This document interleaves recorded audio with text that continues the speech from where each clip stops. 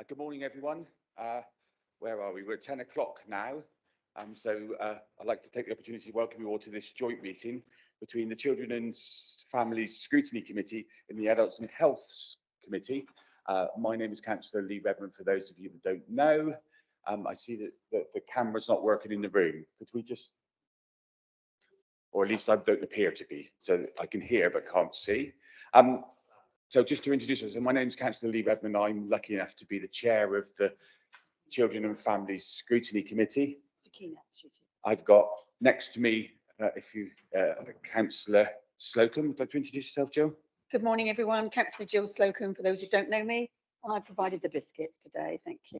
Thank you. For those of you, just a bit of clarity, we're running slightly late as far as some of our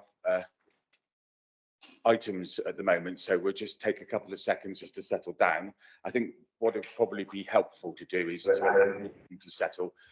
With your permission, if you're happy to, Jill, what we'll do is maybe take a 2-minute recess just to turn the room off so that we can have a conversation and make sure that everyone's settled. We're having just for those of you observing online, we're having an incoming wave of people at the moment. So what I'll do, if you stay with me on,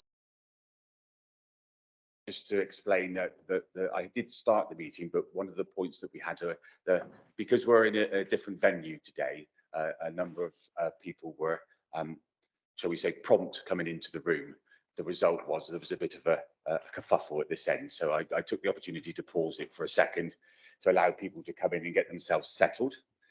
That being said, I shall continue now that everyone is in the room. So I welcomed everyone. Myself as chair of the Children and Family Scrutiny Committee and Councillor Slocum as chair of the Adults and Health Committee. I'll run through the preemptive parts today, so welcome everyone. It is only, just for clarity, it's only committee members present in the room that will be able to take any decisions during the meeting. Others will be in attendance and come in for questions as and when requested. The agenda and papers have been published on the council's website in advance of the meeting, with a supplementary pack in relation to that. The council will be making an audio recording of the meeting, and this will be published on the council's website in due course. Just for clarity for everyone, this meeting will be operated in the hybrid format. Committee members and key officers physically present at Dean House, and elected members and other officers may be remotely joining us as and when. Just for clarity for where we go for questions. So generally the way that I would run the meeting would be that we have the presentations, we'll then go for questions. I generally take questions from people in the room first, then take questions from the broader spectrum.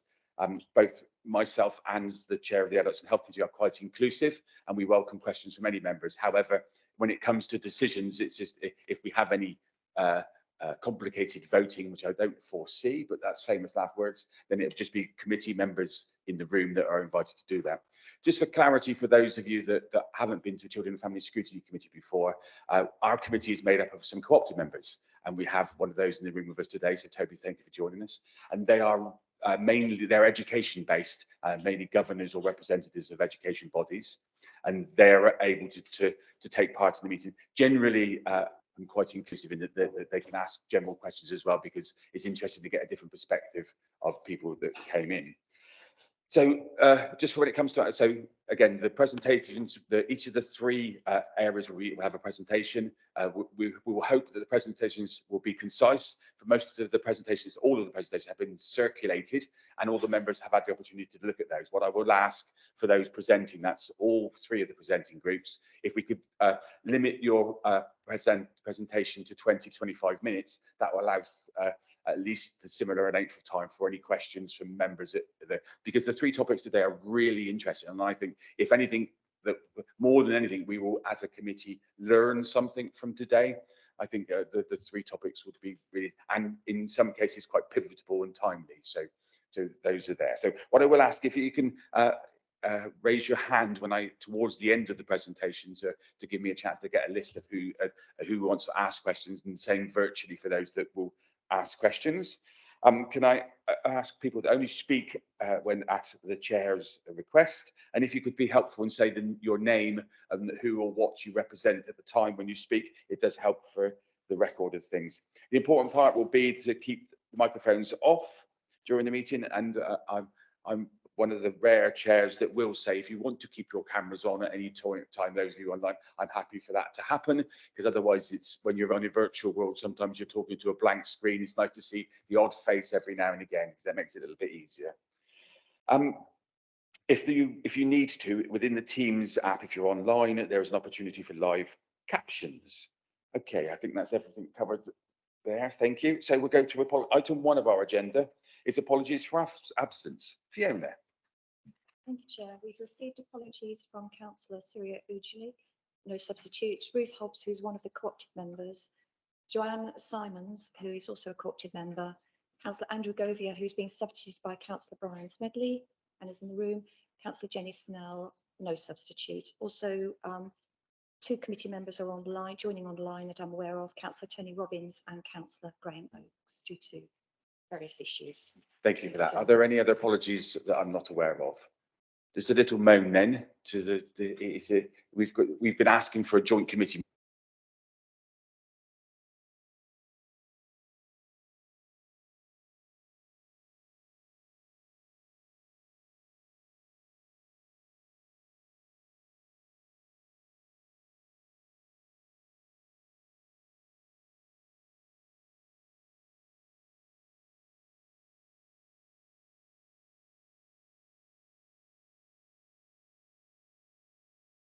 Declarations of interest.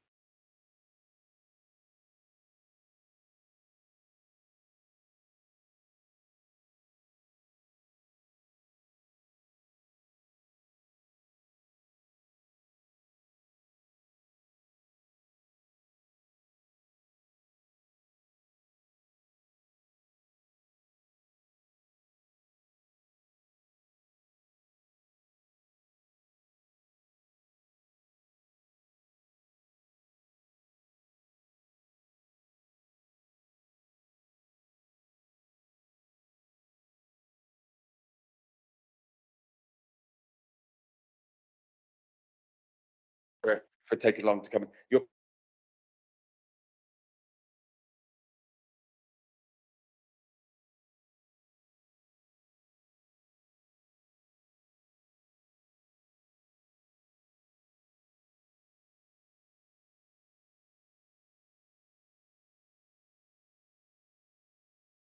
It's 3 minutes.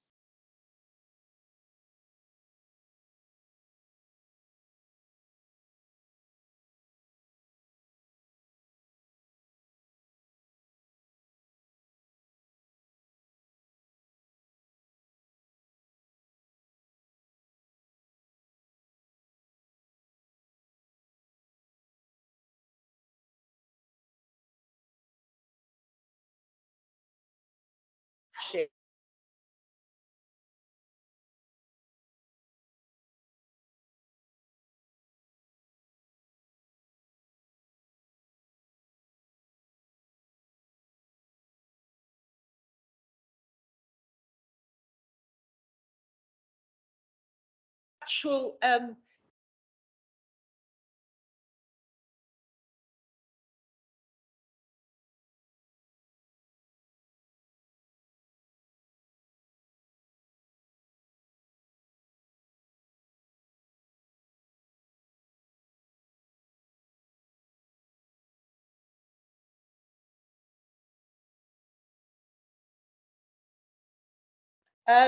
we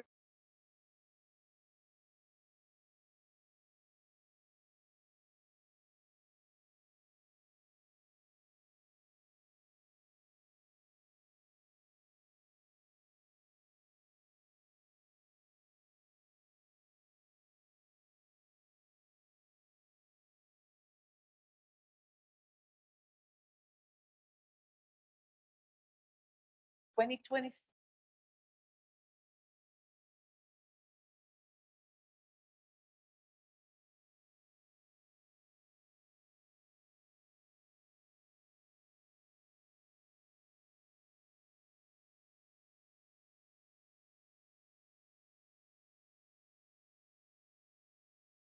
20been calling on a number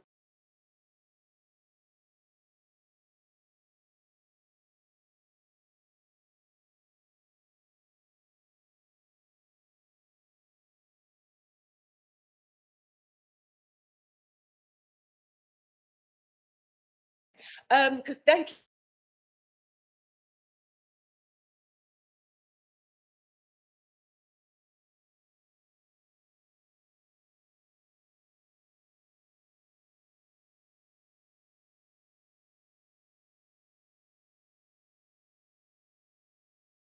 problem.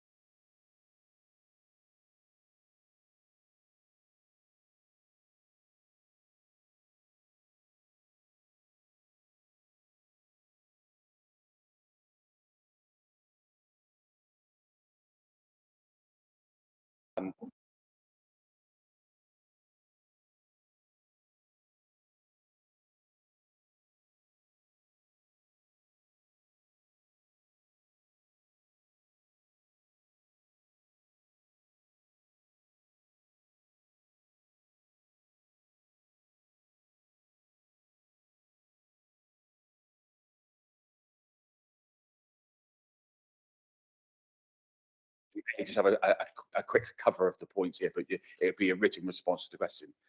Sakina, did you want to come in? Introduce yourself, that'd be lovely, thank you. You need to turn the microphone on. Can you hear me? Yeah. Okay, so Sakina Kassam, I'm Deputy Primary Care Director for Somerset ICB.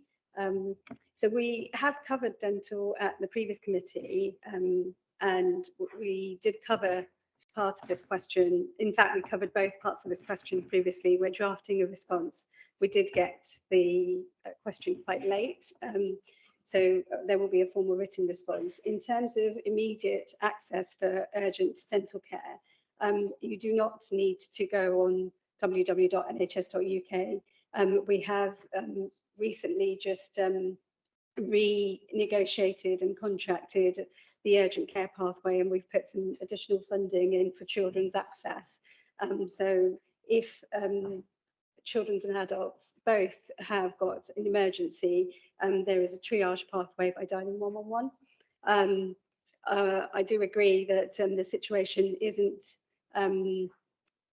as we would all like it to be nationally, but this is actually impact of years of dental contract in place, and actually I think it's something that local NHS officers can't resolve. It's actually a parliamentary issue that needs to be resolved at parliamentary level. Thank you. Before we head towards political response, I'll just pause you there. So thank you for that. What I will do, we'll get Ava, just for clarity, what I will do is I'll make sure that the response to your questions are circulated to all the members of the committee as well, because I think there are some opportunities there for us to become aware of the access points as well, and that'll be done. Thank you for that. Ava, thank you for your presentation. What I will ask you to do, if that's okay, if you could pop over to the back of the seats over there, because the front bit where you are is for the presenters, and otherwise people will be climbing over you to get through. So if you pop over to the back of it, that'd be really good. Before we move on to the next item, I did explain to we are today, it's a joint committee meeting, and what I've done, I've asked if Councillor Slocum would like to chair the next item because it's specific to her point. So I'll hand over to Councillor Slocum to bring this item. I've got mine. Oh, it's not working. Oh no, it's doing my life. Is that what works? Is it right? Okay, everybody fine? Hear me? Good. Okay, item 4 on the agenda is the dentistry in children and young people's access to dentistry and child oral health improvement. And we're going to receive a power presentation. This has already been circulated on oral health improvement, but obviously it's led by Sakina Kassam, the Deputy Director of Prime Care, Matthew Mills, Head of Pharmacy, and do we have Rachel Hadley in here? Oh, thank you, Rachel. And in Public Health will also be attending on this item as well. So thank you very much. So if you would like to present your report, please. Thank you. Oh.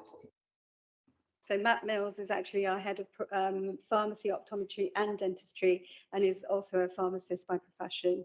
And Matt is 7 weeks new in post, and has started doing some great work around dentistry. So Matt, we did circulate a PowerPoint with the pack, but Matt has actually done some updates because we've been in liaison with our public health colleagues and just made sure that it's a coordinated response.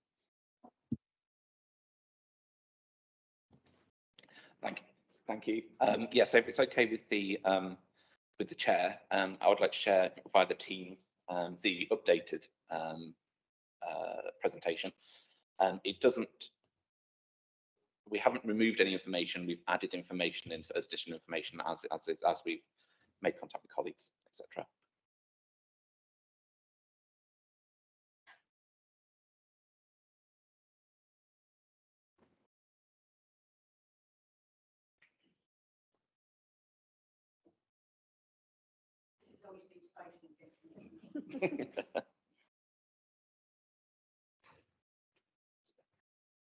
Brilliant. So thank you for inviting us here today, and thank you, Councillor Chair, for inviting us to the previous meeting as well to talk about dentistry. Absolutely, dentistry is top of the agenda of NHS Somerset in terms of primary healthcare and some of the activity that we are undertaking to try and resolve some of the issues that we can at a local level.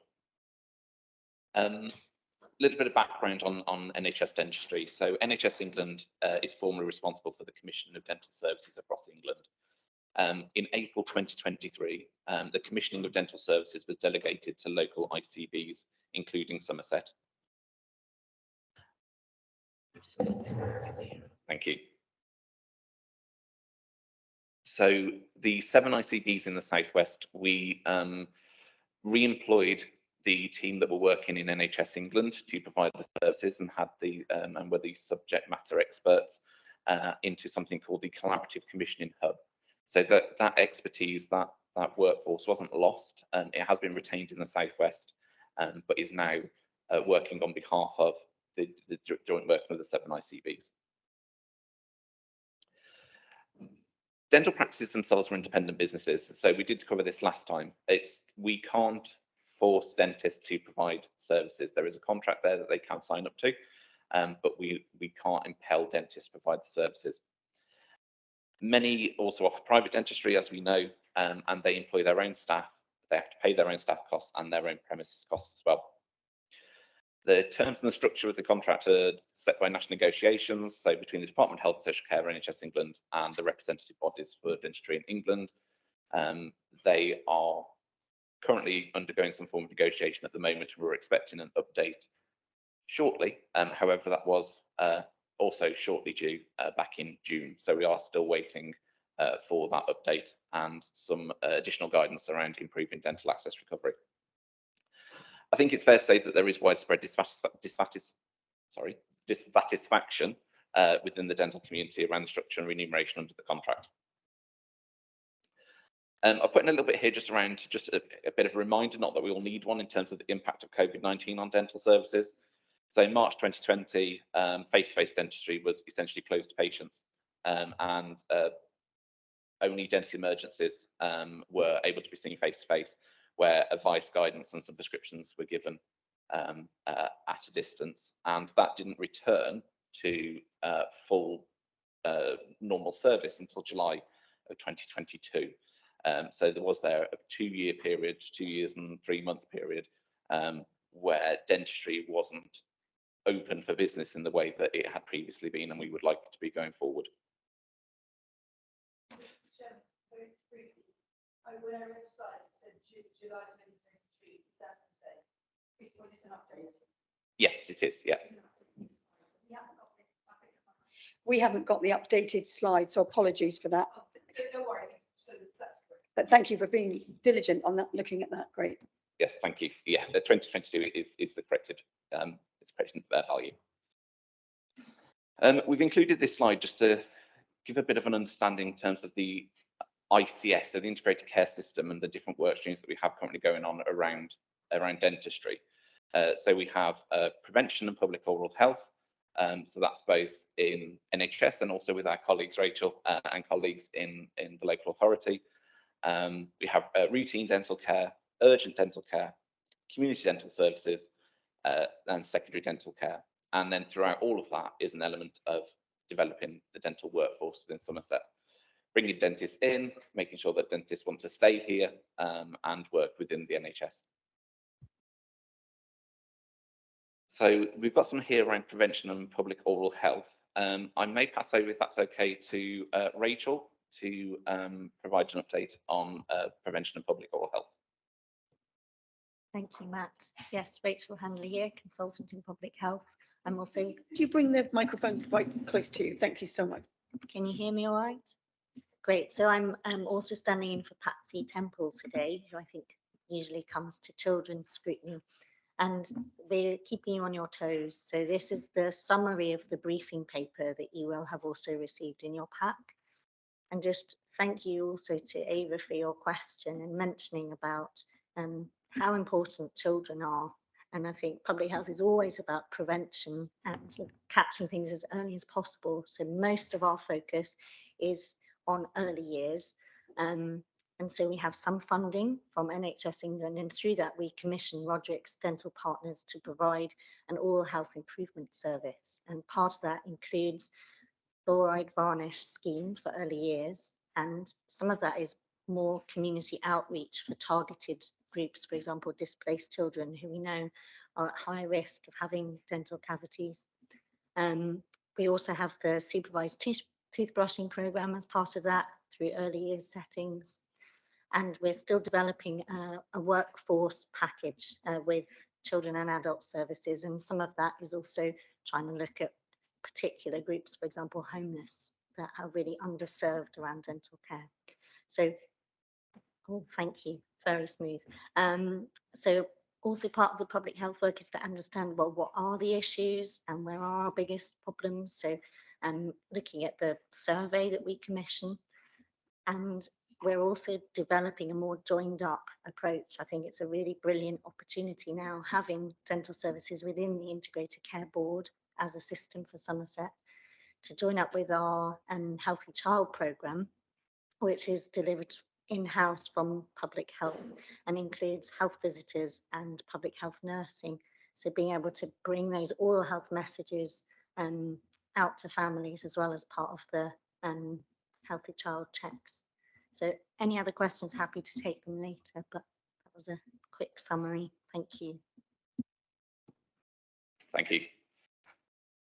On to sort of routine dental. Oh, Councillor Woods? Yeah. Sorry. Come on. Are we doing questions now or?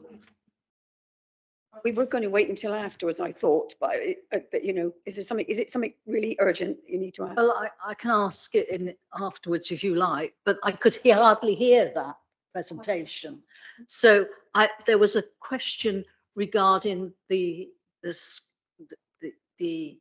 actual display we were sent out, and I was going to ask is at-risk groups. You mentioned those asylum seekers that are in, and that's an at-risk group.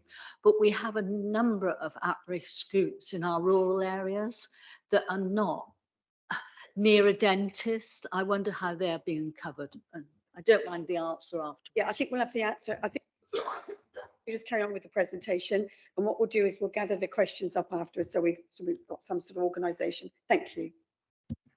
Absolutely, thank you. So in terms of routine dental care, so this covers what we would expect to see in a high street dentist. It's worth noting the primary care for NHS dental service funding is allocated to the system to commission sufficient access for 50% of the population. So that is the amount of funding that is received from national government.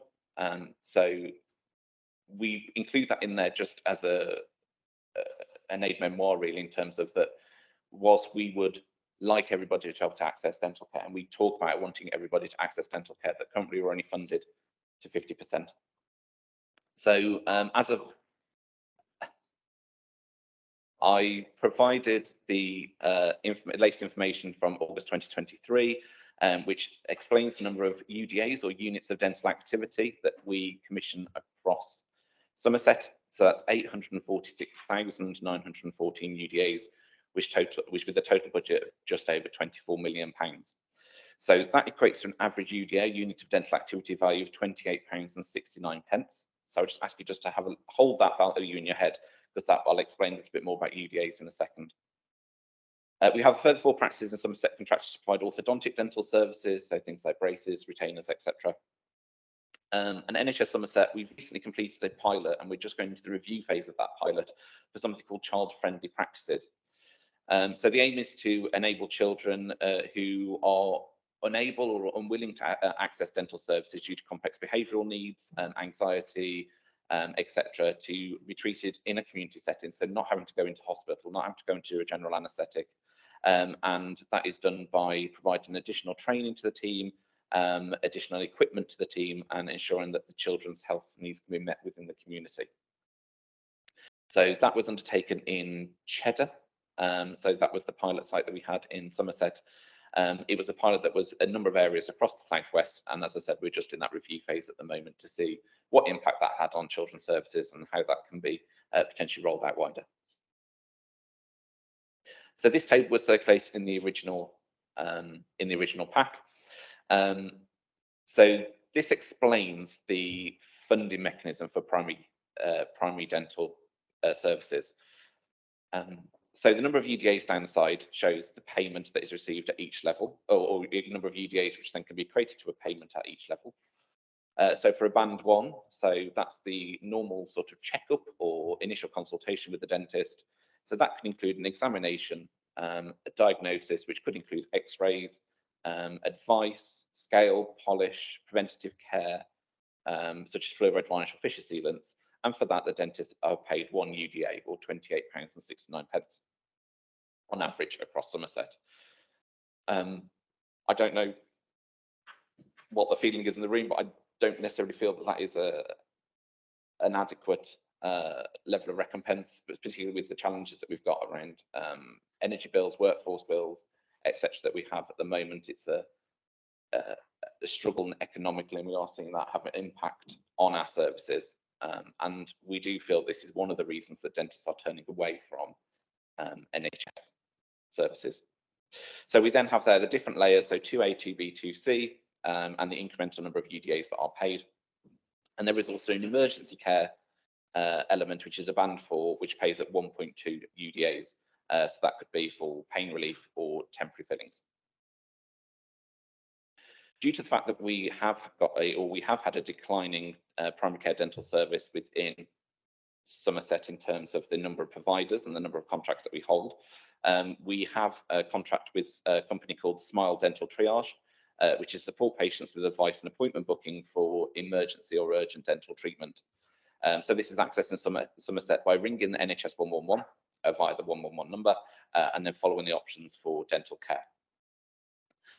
The outcome of this is that patients will will speak to a dental clinician at the end of the phone, who will be able to offer them some advice and supportive advice, or they can book them into a dedicated urgent care appointment, or what we call a stabilisation appointment, whereby a dental team provide the patient with a full course of treatment before discharging the patient back into community.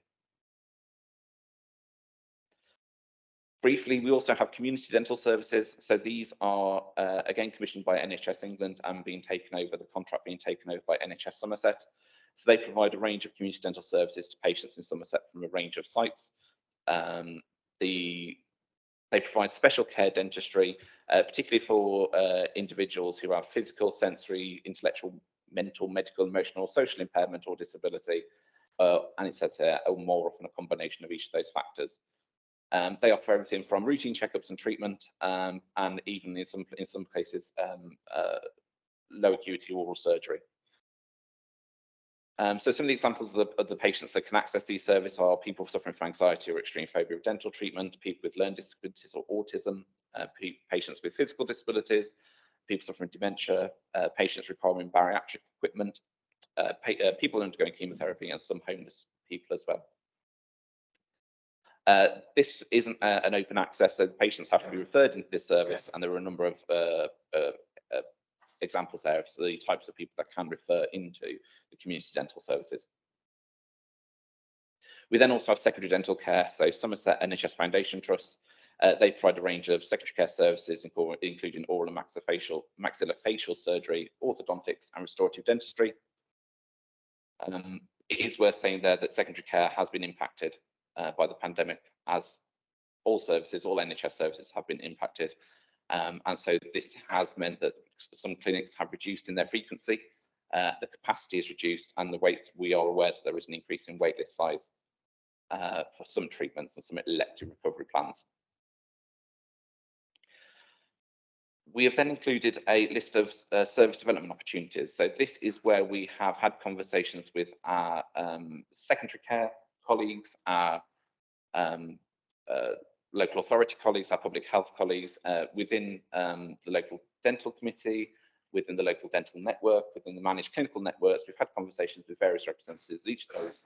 And we have a list of areas of work that we intend to explore in order to increase the amount of dental service activity that we have within Somerset and the Somerset County. So there are 2 pages there, so I can sit and read them all out to you, but as you've got them in your packs, I won't bore you with those. But they are interesting opportunities in order to both improve the oral health of the people of Somerset, but also improve the workforce and the overall dental picture. I'm going to suggest pausing there. So we have the NHS, the last slides are the NHS Somerset primary care strategy. So that is a matter of public note. So we have that information. It's on the ICB website. It's easily accessible. We included it just to state that when we developed our primary care strategy, dental was a key part of that, and a significant amount of work went into by a very senior team within the ICB to develop the primary care strategy, speaking to a large number of stakeholders. But as I said, there's a number of points in there and a lot of detail that underlies that. And we're happy to take questions on that, but probably best not use of our time to sit and read it out to you. Oh, sorry. I think they've all got the slides. They haven't got the updated one, everyone, which is a real shame. I always think if you can, if there's an updated slide, get them in early, because these go on our ModGov site, and it's always better for members to have the updated version. But Councillor Bruce. Thank you.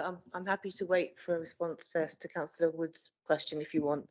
Well, I'm just going to go to you first, because I think Councillor's Rosemary Woods was a very specific question. Let's carry on with yourself. Okay, thank you. I just wanted to understand a bit more. You said about the funding that the NHS receives is for 50% of the population. I'd like to understand a bit more about how that funding is calculated. Is it like a specific point in time that they look at the population and go, this is the definite amount of money you're going to get and it's going to last for the next 12 months? And also, have I interpreted correctly that that funding that you get is not all being spent at the moment because you're not able to get the dentist to work with the NHS? And in that case, what happens to the remaining money that's not spent? Is it ring fenced in some way? Where's it going? Thank you. I just wanted to check. We do have Tess online as well, so she will be able to answer the question, but because I can't see, so I'm going to bring in Tess to answer the question. Okay, we'll just see whether she is. Yeah, is she online? Stop sharing, we'll be able to see her better. Yeah, if you stop sharing your slides now.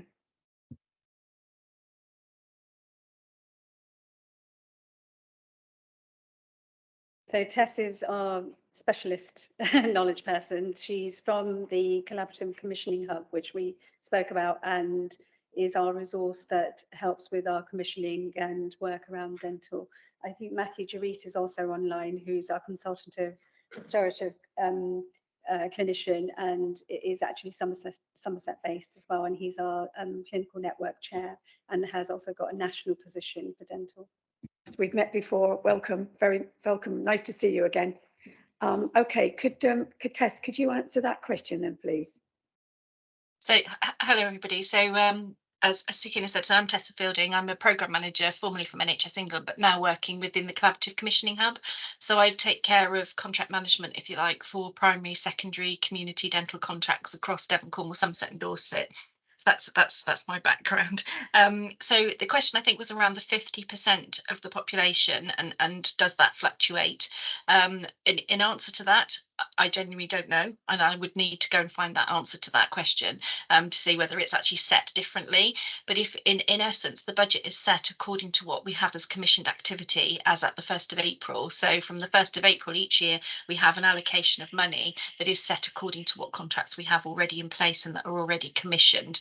And indicatively across the whole of England, that is for 50% of the population. So it's not just Somerset, it's a national situation where there's an expectation that some patients would choose to go privately, to have private dental care, but also the fact that not everybody needs a dentist at the same time. So that's hence the population, that the percentage of the funding is less. And I think the second part of the question was around that allocation of funding not all being spent. So I think we just need to reiterate a bit what Matthew said as well in his presentation, that dentists are independent providers, independent contractors. They're not employed by the NHS. They own their own premises, they own their own practices, or they rent, but they are actually independent business owners. So therefore we don't employ the dentists. What we do is actually have an NHS contract that we would let or they would bid for through via a procurement process, for example, and have that contract. So in terms of the sort of jurisdiction we have over them, whether they practice privately or NHS, we don't. We offer an NHS contract and we have targets and measures for them to meet on an NHS contract. Matt was describing to you earlier on in his presentation about the value of a unit of dental activity, and I think we said 28, and I can't remember the pennies, but so it's £28. Indicatively in a practice, you would need to pay an associate 50%. So a dentist that you come in to work on your contract would expect 50% of that UDA. So you're on £28, you're now down to £14 as the business owner. The £14 has gone to the dentist to carry out the dental work. The remaining £14 of that one UDA you then have to pay for nurses, the overheads, the practice overheads, the insurances, the indemnity, the registration with the Care Quality Commission, rent, rates, and needless to say, the increase in the living cost of living costs with electricity, etc. So that leaves that practice with the £14 per UDA to actually achieve that, and the maths doesn't work, and that's why dentists are not keen to work under NHS contracts. And particularly where there are low UDA rates, because the UDA rates do value, 28 being the average, where there's a low UDA rate, that is typically harder to recruit dentists to come and work, because they may not be able to offer them that 50% of the UDA value, because they just wouldn't be able to cover their practice overheads. So hopefully that explains a little bit of the question. Thank you for that. Councillor Bruce, do you want to quickly come back? Because we're trying to keep this to one questions only, but thank you. Thank you. I was just about to say, so just to sort of finish off the rest of the sort of question that you asked. So it is ring fenced and we do have an underspend, and the initiatives that Matt was showing you towards the end of the presentation is the work that we're doing collectively. So what we've created a dental operational group locally to include all the professionals and all the sort of commissioning colleagues, and those initiatives we're trying to use the underspend monies to redirect it back into dental initiatives. So we're looking at any flexible commissioning opportunities, and where we've got, so it probably answers Councillor Wood's question earlier on, or somebody who was asking about protected groups. So we're looking at population health data to start do some targeted work, and we're not doing that in silo as well. So this is actually a Southwest region sort of issue. So we are working with other colleagues so that we're sort of working in a more efficient way. So that probably answers, but it is ring fenced, and where any underspends for dental commissioning at the end of the year, they would go back to where we get the money from, so back to the Treasury. So it wouldn't stay with us to spend again. We wouldn't have it to carry over for the following year. Very much. Before I go to Councillor Woods, because I think she's waited patiently for her question to be answered, I just want to also say is obviously we want to make sure this is for children's, this has to be for children's and adults. So obviously we do want to make sure if we don't educate our young children to do the right thing and to understand how important it is, then obviously that phases in adult life. So thank you. Chair. Sorry, really briefly to come back, just a quick thing, and I'm happy if you can have a written response afterwards.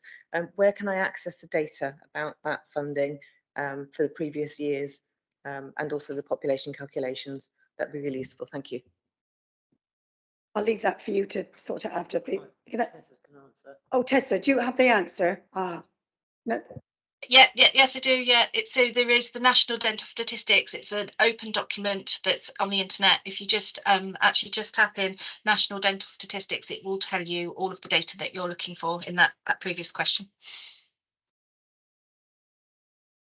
We'll make sure that's shared with the minutes, okay, as well, because that's very important. Thank you for that. That's your last corner, Councillor Bruce, because I'm really kind. Okay, so do you need the question asked again, Rachel, or can you just answer? Yes, thanks, Councillor Woods. Your question about targeting specific groups in children for this early years settings support for oral health. At the moment, I think our main work is to use an index of multiple deprivation, so which combines lots of different factors, but including kind of rurality and distance from services. So I will take away an extra part from that to see if I can get more information, but I know that we try and target using that index of deprivation. So thank you. Very much. Councillor Woods, are you happy? Yeah. Well, thank you very much for that answer. That really does sum up what I wanted to hear. I mean, sometimes our deprived children are not obvious in rural areas. We might have a very nice green background, but there are children that don't end up in school, that don't regularly go to school, let alone have their regular checks. I wondered how those were being targeted, and I think you possibly have answered. Thank you ever so much, Councillor Woods, because we are very conscious of, I've got 6 speakers now, so I want to make sure everybody gets it. Councillor Hunt. Thank you, Chair. Thank you guys for the presentations. They were really good. Thank you for that. I've got loads of questions which I won't ask because I appreciate others have got to have a go. So I'll ask just one question, which I think is quite important. To Rachel, if I may. Rachel, you mentioned about the supervised toothbrushing, which obviously we've all heard of. I'm a governor at my local school, and I know we've discussed it there at one of the meetings, and how on earth that's going to take place. The staff have so much to do, as we all know. And how on earth we find somebody to, right, would you like to be with this child while they're brushing their tooth as they arrive at school, which I gather is the way this is going to happen. Is there a way around this, or is there additional funding coming to the schools themselves? Thank you. Thank you. Is it Councillor Hunt? I actually will have to get more detail on the schools front from my colleague Patsy, who is on half term. But I know that part of our ambition is to work more closely with the school nurses and through the Healthy Child programme to be able to support schools and early year settings specifically around this supervised toothbrushing. But in terms of the operational details, I'll take that away as an action as well. But thank you, great question. Yeah. Thank you. If you can come back to that, because it is lovely seeing all this written down, but we want to see it being actioned as well, which is really important. Councillor Shearer.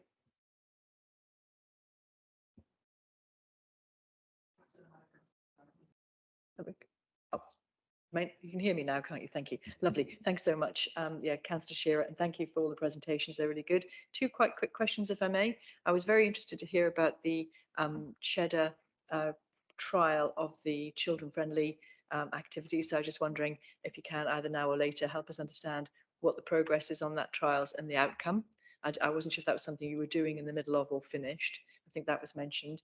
And the other one was on one of the slides, it said there was a whole range of people who would benefit from the harder to reach groups who would benefit from community dentistry. And at the very last bullet point said some homeless people.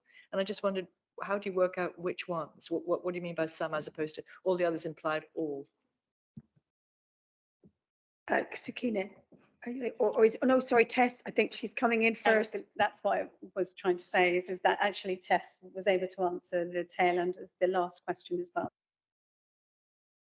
thank you. And I think Matt's got his hand up too. So I think Matt might come in on the homeless thing as well. So supervised toothbrushing has also been commissioned by Somerset ICB. This was an initiative that was started with NHSE before delegation. The supervised toothbrushing is aimed to target the schools in the areas of deprivation in the deciles 1 to 6. And that's basically the supervised toothbrushing scheme, the new scheme that's going to come in, will be working collaboratively with the Roderick scheme that's already in place. But essentially what it does is involves training like nursery assistants and classroom assistants just to monitor the children while they're brushing their teeth. So it's just delivering key oral health messages as well. So it's a really good sort of educational scheme. But I'm particularly take on board the council's comment about how busy schools are, and really the new provider that's coming in to do this across the county is very keen to work with the schools so that it causes minimal disruption. So that was one thing. The child-friendly dental practice was a pilot. It was a pilot for 6 months. It was so good we extended it out. It was a national pilot for 6 months. It worked really well. We as the Southwest region decided to extend it for a further 6 months because we realised at the end of the first 6 months there was a number of children that were still potentially mid-treatment. We've come to the end of the second 6 months now, and we're waiting for a national evaluation of the pilot to say whether it's actually been successful. And because what we did was we trialled 2 different models of commissioning across the Southwest, so we need to know which is the best way and what was the best outturn.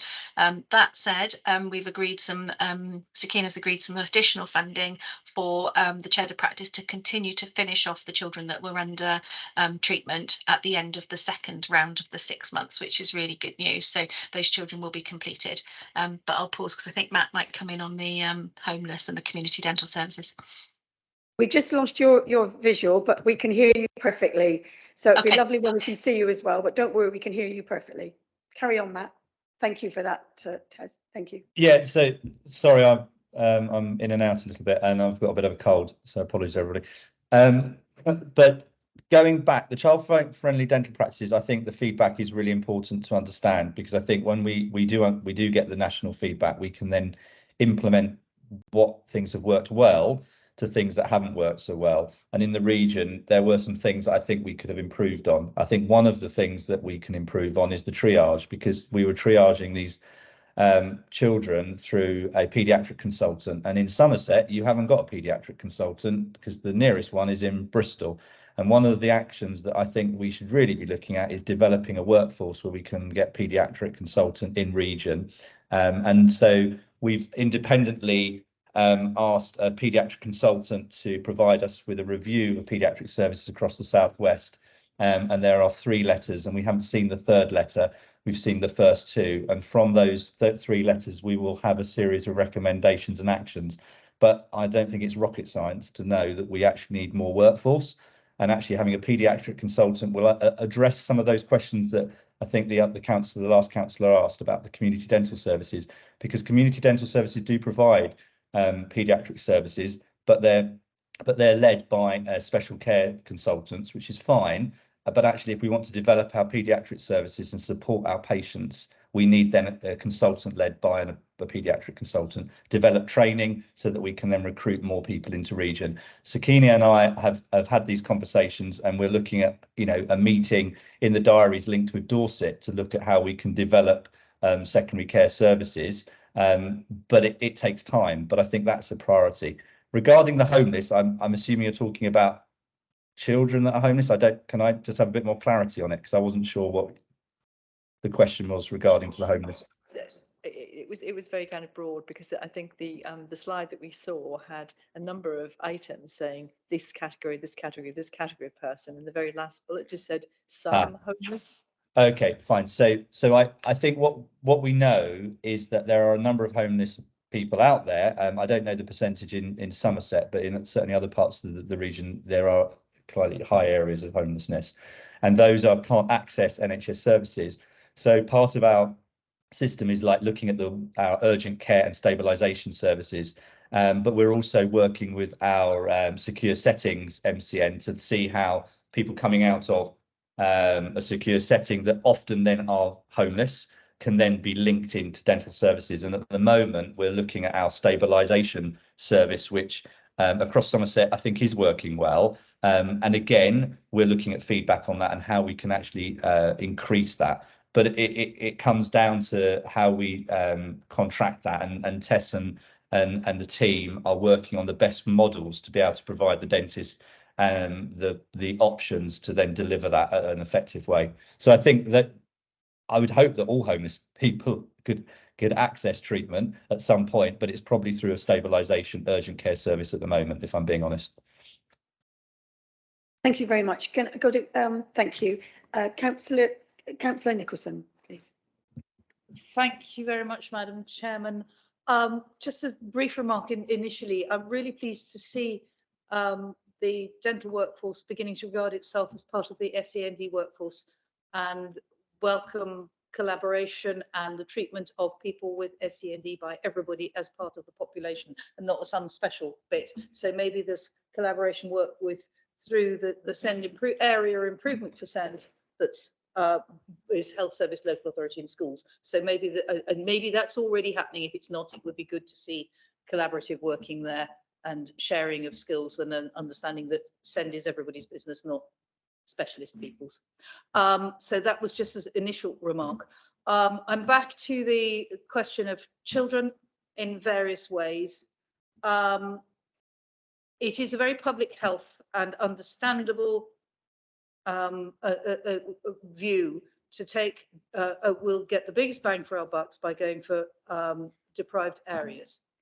Children who are deprived, who do not live in particularly deprived areas, and we come back to rural sparse populations, are nevertheless deprived and in need, and that way of working absolutely reinforces their deprivation. And that is something which I would like to see addressed in a way that I don't feel this is. To go back to the public questioner's remarks, there is stuff that needs to happen now. Absolutely appreciate that that is a really tall order, that workforce development, retention and so on makes it really difficult, but there is stuff that needs to happen now. I'm aware of the depression in another, not in Somerset, fortunately, or I'd be declaring an interest, of the NHS 111 and workforce dealing with the phone calls of the desperate people looking for current treatment. It is soul destroying for the staff to say, for the whole of a very, very, very large area with a very large population, well, all the 10 emergency appointments available in that whole area have gone in the first 2 minutes of the day. Everybody else is going to be told no. There is something that is really urgent now. And back to the homelessness question, and this time specifically concentrating on children, I am aware that it is particularly difficult where treatment is needed for families who are in temporary accommodation, who sometimes are moved every fortnight. The NHS dentistry service does not appear to have a way of making sure they keep contact with those children who they want to treat, but absolutely cannot set up appointments for, and I do have a specific case in mind. So I think there's a set of questions there and worries that I would like to hear some more about, please. Who's going to answer first? Tess, you've not put in. Oh, Matt. So regarding the homelessness, there has been a pilot, and Tess, I'm looking to you because I think it's in Somerset, I believe it is, but I'm not entirely sure, where we are looking at working with the homelessness group, and then they have advocates that provide them linked appointments to support them, and I think that's worked quite well. Obviously, rolling out more stabilisation, urgent care appointments, I think every ICB has been looking at that. And certainly one of the other ICBs, and sorry, Sakina, I know we were meant to have this conversation and we haven't had a chance. So, but I'm sure other ICBs have looked at this, and it linked into recruitment. So our younger dentists will finish their FD foundation training years and potentially leave, and they might leave and go out of region. So if there a way of hanging on to our dentists and supporting them maybe for a period of 3 years. They come out with a lot of debt from university, and they have a lot of costs then to then look towards to then their early parts of their career. And so other ICBs are looking at how they can incentivize those dentists to stay. So maybe look at indemnity costs, maybe look at accommodation costs, but maybe look at then additional funds for training, supporting them to getting better skills. The offset of that is that they may then look to provide stabilisation services across the region as part of their commitment to NHS services, linking then to practices. Now, whilst that hasn't actually happened yet in the region, I think other ICBs are quite keen to explore that. And that would be certainly a good way of actually increasing your stabilisation service. You can't force people to do it, but that's a way of incentivising younger dentists to do this, to provide them the patient care. And then those 10 sessions slots become a lot more. And the other thing that I think is key to know, and maybe we need to look at it clinically again, is the prioritisation of how these patients get booked, because I imagine it is heart-rendering when you have patients ringing up asking for a slot, and it's a lot easier to maybe give them a slot, but actually maybe what we need to look at is a prioritisation, and we did that through COVID quite well, but I'm not entirely sure it happens now, and it may do, and apologies if it does, but it might be that clinically we need to look at the prioritisation, so that if there is only 10 slots, which unfortunately is only 10, then that the 10 most in need are getting it, and those are probably the P1s rather than the ones that maybe have been phoning regularly, and it is awful that we can't give them a patient slot, but actually the P1s are the priority. So I think we can look at the clinical triaging and support our services where they find it difficult, and ultimately we can try and increase the number of actual places having it, and maybe link that to workforce as well. Francis, did you want to come back? I think Tessa does as well, but Tess, do you wish to come back, please? Yeah, I was just going to say, just to pick up on Matt's point there. So the Somerset Dental Helpline that's run by Smile is GDC registrants. So they are actually all qualified, either dental nurses, therapists, hygienists, and sometimes dentists. So they're on the end of that triage line. So they are the best placed people to give the best advice to patients and to triage who's most at need. So the appointments aren't given out in terms of the time that the patient phones. The appointments will be offered in terms of the clinical need as identified by those clinicians on the call. But agree with Matt, I think, times are really hard. And if you've only got 10 appointments, we need to make sure those 10 appointments absolutely rigorously are going to the people that need them the most. Okay, thank you. We have the last 3 speakers. Could I just say, though, could I just make one little point? I know it must be very difficult for dental ladies or men, because often they give appointments also to people that turn up regularly. You've got a number of patients who don't turn up, and that's another thing that's taken into account. So it is a difficult job for any person working in dentistry to work it out, to make sure that everyone's given equal time. So I think that's very hard. But I'm going to briefly then, because I'm going to be told off. This is about the families and the children who are in temporary housing, and there are quite a lot of them. This is not about them not being in the system. This is not about immediate emergencies. This is about treatment which is trying to be given. But if you give out letters to parents to tell children to bring children to somewhere, and they have been moved to their next temporary place, they ain't going to get the letter. There is something about the administration of this, including other services like housing, to deal with this situation, possibly schools or whatever. It's an administrative problem which is wasting money and making children suffer. We're going to move on now to Councillor Redmond, Chair of Children's. Thank you, Chair. A couple of quick points. We are not going to be able to cover all of the questions that everyone members would like to ask. So one of the first things I'd like to suggest, Chair, if that's okay, is that we ask for a members briefing note from the presenters in relation to cover the points, because there are probably more questions than answers in relation to that. So the early help programme and the things that you're doing, the bit would be useful there for how we could signpost people to access stuff. So that will be there. Bear with me the members briefing can come in through officers and go out to all members. And what I will ask is that on the bottom of that, you include a route for questions to be funneled, so that we can ask, say, the broader spectrum, because I've got a multitude of questions that I want to ask, but the bit that's there. So if we can include that, that would be helpful for all members and give us an opportunity. The next thing, Chair, what I was going to suggest is that we make an action point for this meeting or for one of the scrutiny committees, that you come back to us and let's say 4 to 6 months. 6 months maximum, 4 months would be good. That will give us an opportunity to then, and to be perfectly honest, one of the things I'm going to be suggesting to the executive is that we find a way to make that broader, because this is a massive issue. For which brings me to my question, Chair, and I will then shut up. So we recognise the fact that for some time, lots of of all ages have struggled to access dentistry. We recognise there's an issue, and the emergency bit is there. But my question, and I think, is what are we going to do to catch up? Where we're acknowledge the fact, are we going to acknowledge the fact that we're in a position now where there are going to be hundreds of thousands of people with issues with their dental care? So alongside the how we're going to catch up sort of thing, how we're going to deal with the emergencies as we go, are we making plans? Is the NHS making plans for how we can deal with the issues that we can see are coming along already?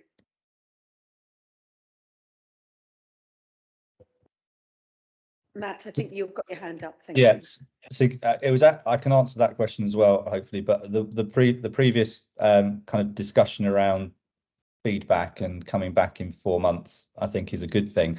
But also what we're planning on doing, and I think I've been tasked with it, so I will make sure it happens, is that we're looking at providing a webinar based link service so that you councillors from all over the region, not just in Somerset, can link into that and have a kind of a menu of subjects that they can listen to answers and questions that are familiar across. So your questions that you're asking today are no different to what we're hearing in Devon, Dorset, and Gloucestershire, etc., etc. So actually, what we're going to try and do is provide you with a kind of something that you can then link to and then go, I want to hear about children's work, I want to know about adult services, and actually you can go to the relevant bit and meet the clinicians, meet the commissioners that are working on that. So hopefully that gives you a bit of a background. So that is going to come, and I think people would like it tomorrow, but it won't be tomorrow. But I'll make sure that you'll all be cited on it. Regarding the question, there is an elective recovery process that is going on, certainly in secondary care, and I think the primary care is coming. But you're right, there is a problem if we can't access dentistry, then that has a knock-on effect. But the answer to that is actually providing more services and more primary care services that then can deliver some of those problems, and what we find is that might be linked to the stabilisation, because whilst an urgent care appointment might get the patient out of pain, it doesn't actually meet the needs of that patient. It's that kind of holistic care that they need to then in effect become healthy, and then for them to then look after their mouths, and then hopefully have an opportunity to have a dental home if they need it. Often some patients don't. But what we don't want to do is leave them with multiple problems and just get them out of pain, and then they come back into the system with another urgent care. So we're trying to see how we can link urgent care to stabilisation to then meet the needs. And then that has a knock-on effect with patients being referred in for more complex work, because we are finding that because patients can't access NHS dentistry and primary care, they're coming through the secondary care services where they don't meet the actual needs, but actually we're then struggling to know how we then deliver. So I think that is a work in progress, and it'd be lovely to have all the answers, but I certainly haven't got them, but it's certainly something that we're looking at trying to deliver, and it's that bigger elective recovery process. Thank you. Just to let you know that we had actually asked for a briefing. We had a briefing for members. We've already asked for that. Stukina, when you came to our last meeting, we did say that we'd like a briefing, really a masterclass, so that we all get an opportunity. And we have asked for this, but we haven't had anything cut back from you. So that's what Matt's talking about. So we're trying to work efficiently across the Southwest region, across because we're limited in resources as well as workforce capacity of ourselves. So what it did come from here. And when I met my other colleagues, the directors of primary care, we've all realised that this is actually a good idea to do across the Southwest region. So we've reached out to Matthew, as he's just sort of mentioned, and we've decided to do a Southwest region webinar series. And that's the piece of work that we need to embark on. So that is in response to the briefing that's been requested. So rather than us just do it for Somerset, we're going to do it for the whole of the Southwest region. We want to turn them into podcasts, etc., so that actually we're leaving some educational material, briefing educational material at the same time, because actually we're realizing that there's quite a lot of educating people about the whole of the dental sort of agenda, what the issues are, and then they're not unique to Somerset, they're actually regional and national issues. Yeah. I'll bring in Tess because she sort of knows she was going to respond to this, but it was also probably to sort of mention that around the primary care access recovery plan, the initiatives that Matt sort of shared towards the end of his PowerPoint presentation, that is the work that we're trying to do. So that is around looking at rebaselining contracts. So where we may need to go back and look at some contract UDA renegotiations.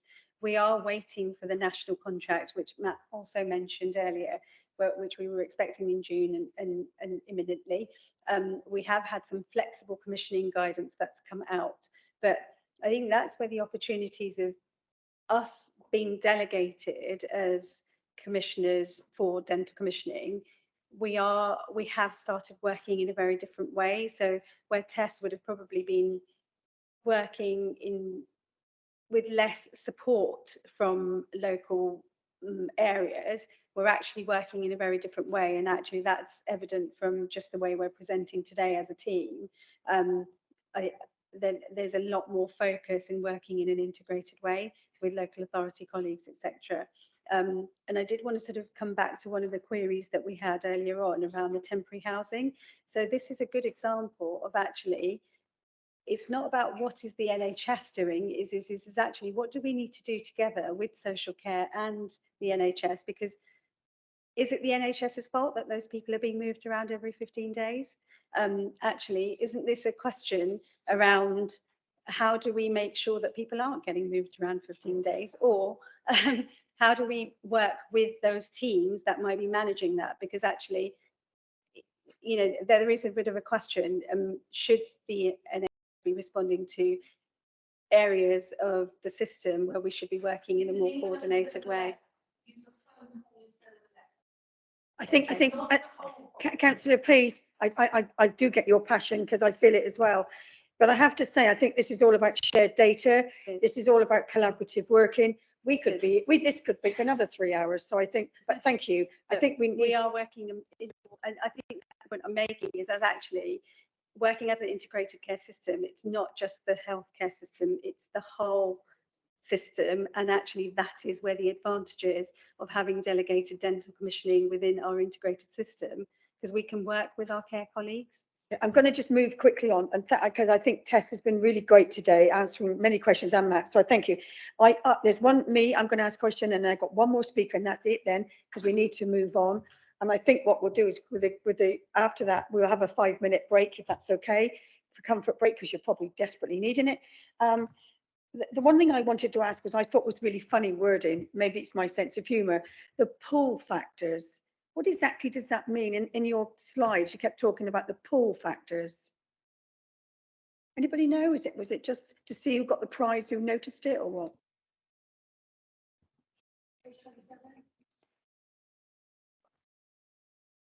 Revised slide pack or the... Well, I think it was in the main one as well. I think it's been, but you kept talking about the pull factors, and I thought, is that pulling information together? Is it some key idea?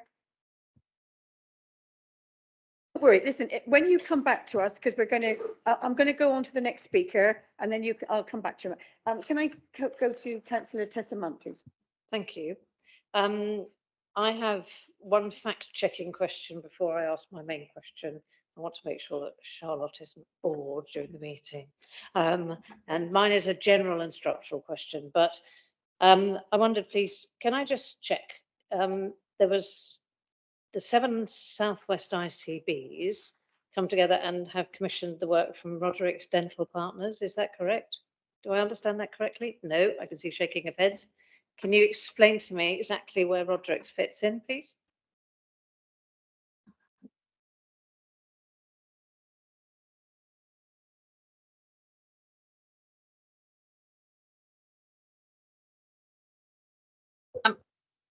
I'm happy to. Can you hear me? Yes, I can. Okay, so in terms of Roderick's are a dental provider that have contract for primary care access in Somerset. The oral health promotion contract has been specifically procured via the local authority. So our local authority colleague in the room may be able to answer where Roderick's come in on that side. So they're both a dental practice and a provider of oral health measures. Yes, and that's with me, Rachel Handley from Public Health. Yes, we've held a Can you contract speak, with them. can you move it really, we can't hear you very well, Rachel, sorry. We've had a contract with Roderick's, I think since 2002, 2 years so far, and it finishes in September 2005. But they're a dental practice that we commissioned to deliver our oral health promotion work. So that work with the early years on the toothbrushing supervision and the fluoride treatment and some of the workforce work that we're doing more collaboratively. So there's more detail in the briefing pack about them. Do you mean 2025, Rachel? Yes. Oh, thank you. Thank you. I'm going to leave Charlotte being bored. I'll withdraw my question. I can talk to my colleagues later on. Thank you. Very much. I just want to say one thing to Sakina. I would love to see a revamp of toothbrushes, coloured toothbrushes going into all schools with a tiny, tiny, minuscule little pot of toothpaste, because on talking to some primary school children, some of them are telling me that they don't bother to, they don't bother to do their teeth. And I remember when my children were at school, there was a bit of a large, giant pair of teeth went into school, and children all came home. And I remember my kids saying, I've got to do this and I've got to do that, you know, and it would be really good. But anyway, that's just an idea. I just think sometimes we need something. We need something to sort of reinvent the wheel. Excitement, really. Tessa, you want to come in, Tessa? Yeah, so just to say, under the supervised toothbrushing scheme that's being rolled out, so I think for Somerset it's due to be mobilised starting in November. The children that will be on the scheme will be provided with both a toothbrush and toothpaste for in school, but they will also have take-home packs for home, and they will have additional toothbrushes supplied to them for school holidays. So they'll get another toothbrush given to them at the beginning of the summer holidays, beginning of Easter holidays, beginning of Christmas holidays. And then the other thing, just to say on that as well, is that one of the things that we're really keen to do is increase the right type of toothbrushes and the right type of toothpaste to be put through food banks. So if we can spread that message far and wide, that's a way of getting children that wouldn't have access to toothbrushes and toothpaste an opportunity as well. That's really good to hear. My last speaker, Councillor Ruddle, did want to, but he's obviously decided, so he's missed the boat. I'm going to end with Sakina, please. I was going to answer your question around the pull factor on the slides. So that's referring to how we attract the clinicians into the area. So that the pull factor was referring to what Matthew was talking about around workforce retention. So it's around attracting. So what are the pull factors? Basically, what are the attractive factors around attracting workforce back in and or actually retaining them? So around like a retention scheme. Just like to thank you all. I think we've really talked long enough today. I want to thank you all so much. I think to round up, I think we've got lots and lots of questions that you're going to come back with. There are lots of areas that you can see that I think this is an area where you get your teeth into it and you could go on for days, couldn't you? Do you know what I mean? So I want to thank you very, very much for coming. And I think to come back to get this masterclass, whatever we call it, between 4 and 6 months, we do know the jolly season's coming. That does take a little bit of time of people's, so I'm well aware of that. But no later, I think 6 months is that we must have you back because this is a really teethy subject. So thank you very, very much. Thank you. Thank you for coming today. Thank you, Matt. Thank you, Tess. And Thank thank you. you eloquently answering all the questions. And thank you, Rachel. Thank you very, very much. Thank you. for having us. I Bye-bye, think we're everyone. now going to have a 5-minute break. Is that all right, Mr. Yes, I think a 5-minute comfort break. Thank you.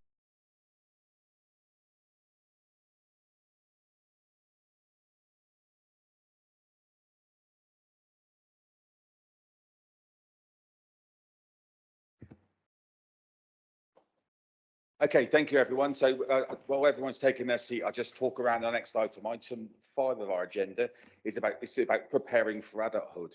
And one of the reasons that I was so keen to press for this sort of meeting is the fact that very often the things that affect adults would obviously have affected young people in the same way, and vice versa. The important part will be these transitions, and as far as young people and adults are concerned, transitions happen in a number of times, during their life, and all the way through. And transitions are something that's one of the things that we'll be talking about today is obviously preparing for adulthood. And this again works a number of ways. We have our CLA, our children looked after, who as corporate parents we have a responsibility for, but there are the transitions in people's lives as they go forward. So today we've got a presentation talking about preparing for adulthood. We have Emily Fulbrook and Jane Sherborne Barrow. Thank you. Ladies, what I'll do, I'll ask you if you can introduce yourself before when we start, and I'm just waiting so everyone. So thank you very much for your time, and over to you. Thank you, Chair. Good morning, everyone. My name is Emily Fulbrook. So I'm the Service Director within Adult Social Care for the operational teams. I'm Jane Sherborne Barrow, the Service Director for Children and Families. And for this presentation, we're going to do a bit of a double act between myself and Jane in terms of going through the slides for today. So many of you may well have seen this, but this is the national Preparing for Adulthood outcomes. And I think we would probably all agree that these are 5 brilliant key messages to have in terms of individuals having a personalised approach to support, developing a shared vision, and improving post-16 options and support for individuals, raising the aspirations for young individuals moving and transferring through to their adulthood life, and planning services together, not just internally through children's and adults, but also across with our health partners as well, and working as a system.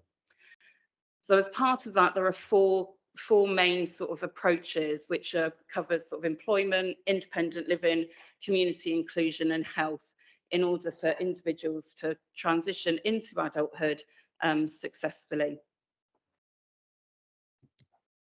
So just to give a little bit of background in terms of the legislative framework that we're working within. So we've got the Children and Families Act 2014, and the Children Act 2014. And those 2 main legislations provide the legal framework to support young people transitioning and preparing for that adulthood life.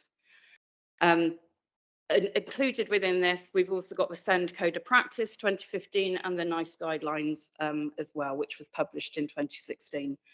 So there's key overarching principles throughout these documentations, both the legislative framework and the practice guidelines as well, that support a smooth transition for young people. And that includes being proactive with the early identification of young people, their needs, and the future care planning. Planning for adulthood should begin by year 9 through EHCP reviews where relevant, and focus on the 4 preparing for adulthood outcomes, which are also linked to the Care Act eligible outcomes under the Care Act 2014. So children and adult services working in an integrated way with jointly agreed protocols and pathways, and there should be no gap in provision in terms of necessary care and support for individuals transferring up into adulthood life.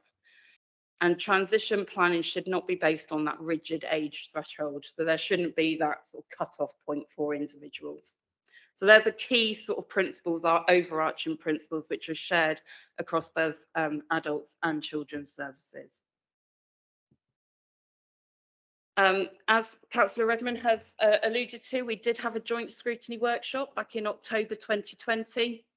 And within that workshop, we really focused, some members would have been involved in that, but we've had obviously some new administrations and some people weren't involved in that workshop back in 2020. And obviously we're in a very different world now to compared to where we were back then when we were in the height of the pandemic. So the joint scrutiny workshop really focused on those 4 key areas: employment, friends, relationship and community, independent living and good health. The feedback from the workshop didn't just stay there. It did not go anywhere. It absolutely supported and developed the SEND strategy and the 6 mission statements that were included as part of preparing for the future, and has also influenced the adult social care strategy that was launched in July this year as well.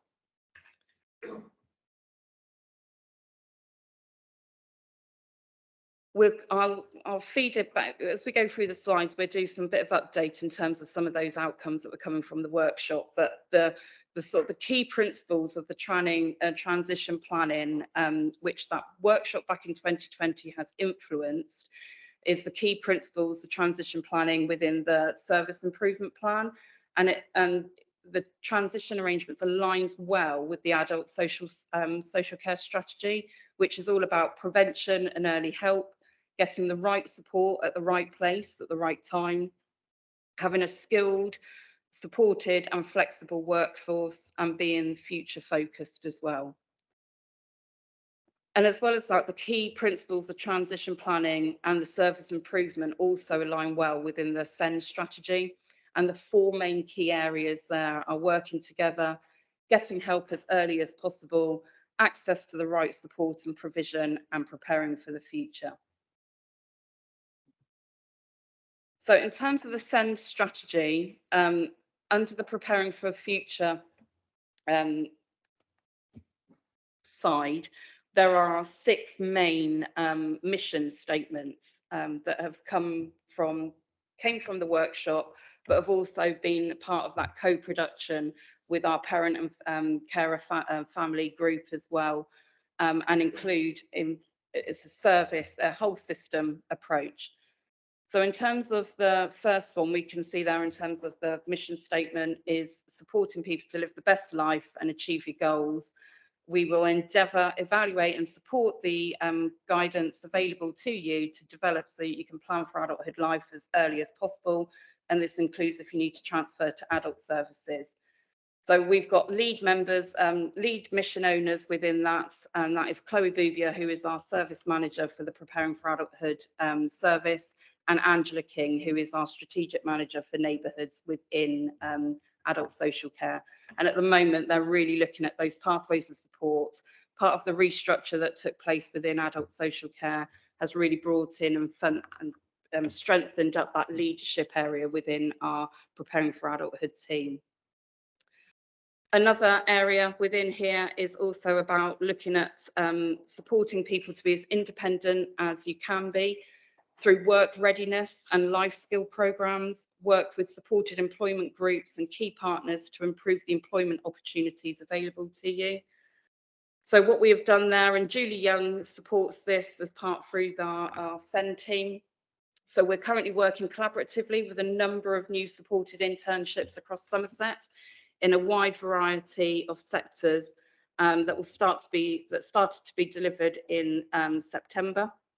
So Yeovil District Hospital are included within that, Project Search supported internship.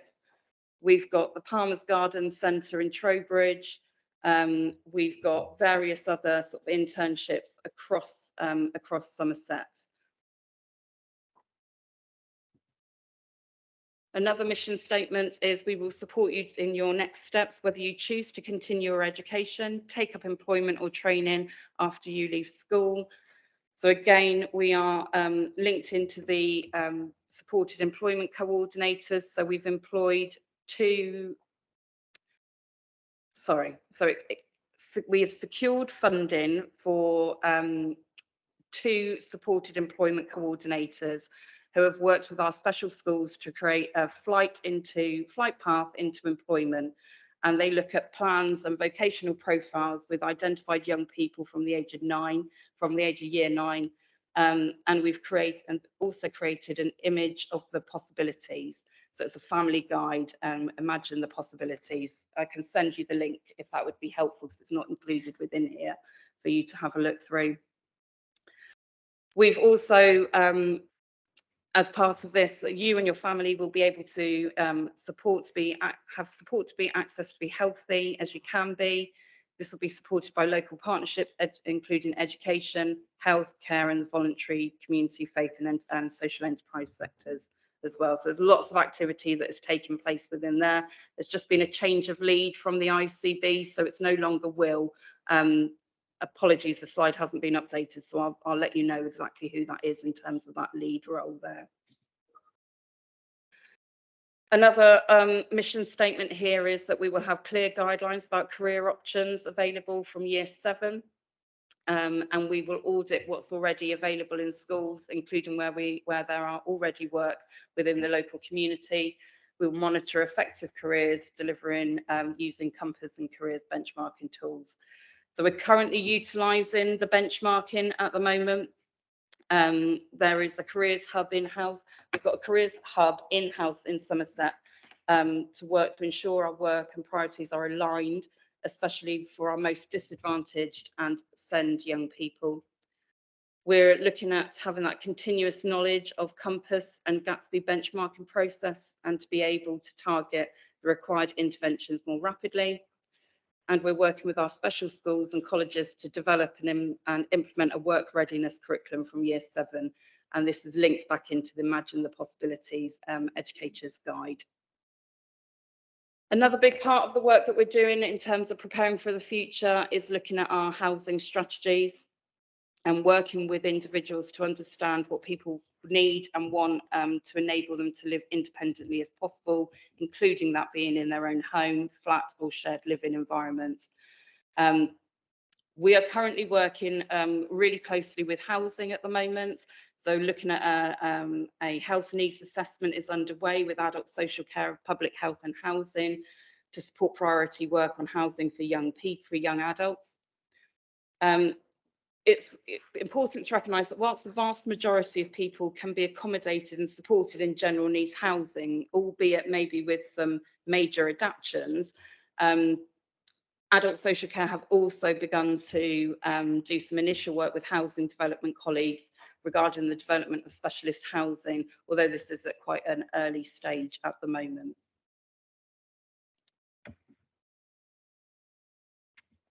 So in terms of the adult social care strategy, our vision is for in Somerset, we want people to live healthy, independent lives supported by thriving, connected communities with timely and easy access to high quality, efficient support when they need it. So the very much the principles within the transition principles fall really well into our adult social care strategy over our 4 key areas. And specifically from a preparing for adulthood point of view, is that there's a commitment there of working with young people, their families and others involved towards maximising people's independence, drawing on young people's own aspirations for inclusion, education, employment and quality of life of preparing for adulthood, and effective transitional safeguarding as well. As some of you may be aware, within adult social care, we have got an adult social care transformation programme, and it's called My Life, My Future. There is a specific item surrounding preparing for adulthood, and this is about reviewing and updating and implementing the agreed pathways. So that's across with children's social care and adult social care, developing practice guidance and joint working protocols, and developing joint commissioning of service, specifically looking at young people 16 plus to prevent the need for several moves within a short time frame, along with more preventative community provision. The plans for this work is to start at the end of October, beginning of November, and this was identified as part of a 16-week diagnostic where Newton Europe came in and worked across both children's and adults, spoke to a number of our staff, looked at some of the outcomes that had been achieved so far for individuals, and we've created a work programme that is going to encompass both children and adults as part of that journey. Some of the other things that we're actively completing at the moment is very much more that collaborative working approach. So we've now installed county-wide preparing for adulthood meetings. So they take place every 6 months. They've been going now for around about 18 months, nearly 2 years. And they've developed and they've grown. We've got better at being able to ensure that that communication across the services is as robust as it possibly can be. To ensure, and the purpose is to ensure the understanding of early identification of young people transitioning through adult services. Now, we try and do that so that we're not making sure that we're doing that early planning for individuals. As I'm sure you can all recognise, the sooner that we know about individuals from both children's and adults, we can start really planning and supporting people to plan well for their adulthood journey. Now, sorry, I've moved on. Now, sometimes that doesn't always happen, and sometimes we can get, there can be late referrals into children's social care, which then means there's late referrals into adult social care as well. But at least with these meetings, we can also identify those, and we can work with across the system as well to identify any sort of barriers or any challenges that people are facing. We are reinstating the local area forums. We recognise that the county-wide meeting is a great place, is a good meeting to have, that shared learning across the main locality areas. But there's something about building up those existing relationships across children's social care and adult social care. So we're looking at those, developing and reinstating those locality area forums. We have a senior leadership meeting that takes place once a month. And that again has been in place now for a couple of years. It includes the senior leadership team within adult social care and children's social care. And we're looking at that collaborative working to unblock issues and making sure that we're celebrating the success as well that we do achieve in terms of the transition arrangements. There's maybe some thought there, could we open that up also to the ICB as well? So we're doing that as a system-wide rather than it just being within the council. We are undertaking quite a bit of extensive validation across children's and social care, children's and adult social care, to ensure that we have got the right number of people in terms of appropriate young people that are open to preparing for adulthood team. And again, this feeds up into the county-wide meeting.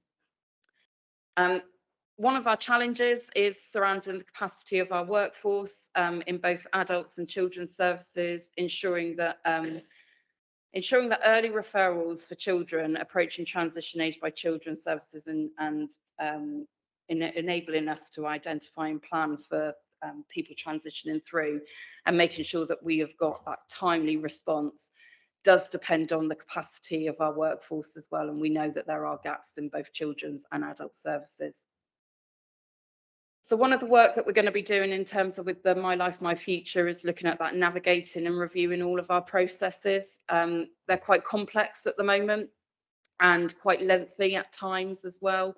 And they're not always that aligned between adults and children's. And at times that has created some confusion for our workforce.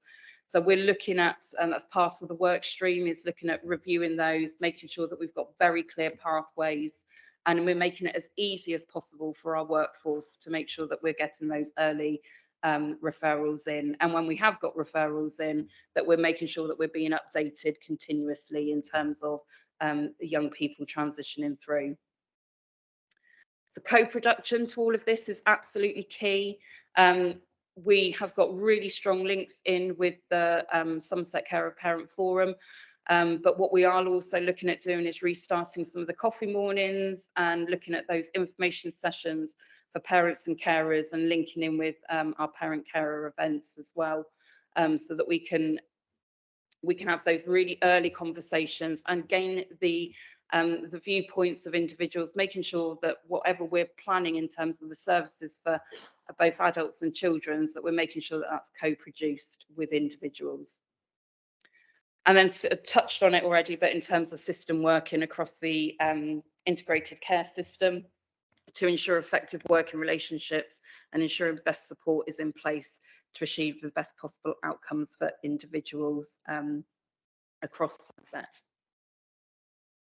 I've whipped through that, and time for questions, or is there anything you want me to go back and clarify? Thank you. While my vice chair looks for, James, do you want to come in Just a first of couple all? of points, just from a children's point of view. I think one, and Emily alluded to around the early identification and planning, whilst clearly there's continue to work on processes and make sure staff are making those early referrals. But what we have seen in children's, particularly over the last couple of years, is a number of children with very complex needs becoming known to us very late, as in 16, 17-year-olds.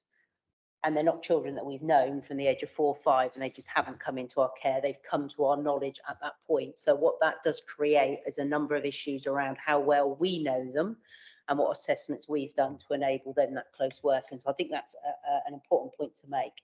And the second one is what we do know now in society is that majority of young people do not leave home at 18 and go and live independently. Many of them, I think, are still at home at 30 and 35, it would seem. So for the children that we, particularly those that we look after, that are in our care and not with their families, that going towards the age of 18 can feel like a real cliff edge for them. And I don't use that term lightly. And when we look at the number of services that automatically fall away at that age and what's left, that just shows the importance of doing that work around how we hold those young people during that time and help them to get ready for that. So I just wanted to add those couple of points. And I think just building on that as well, Jane, I think that what we are seeing across both children's and adults is the complexity of the needs of individuals coming through. We've got lots of medical advances now, and actually the number of people coming through to adulthood with more complex needs is quite evident at the moment as well. I think you managed to circumvent my comment, because there are a number of points that we need to be clear of. The first one is that we're not aware of all young people as they're coming towards the transition point, because when you say for those that aren't aware, when you say that we aren't aware of, or to have them signposted or referred in, we know all of our children on the way up. So just to confirm, if you would confirm with James, I think the fact that those young people that are in the system that we're aware of, we are already planning for their transition at the earliest possible point. It's the problem comes when we have young people that come into the service late with different needs. And the second point is that we acknowledge all CLA are special in the fact that they're our responsibility and we need to look after them.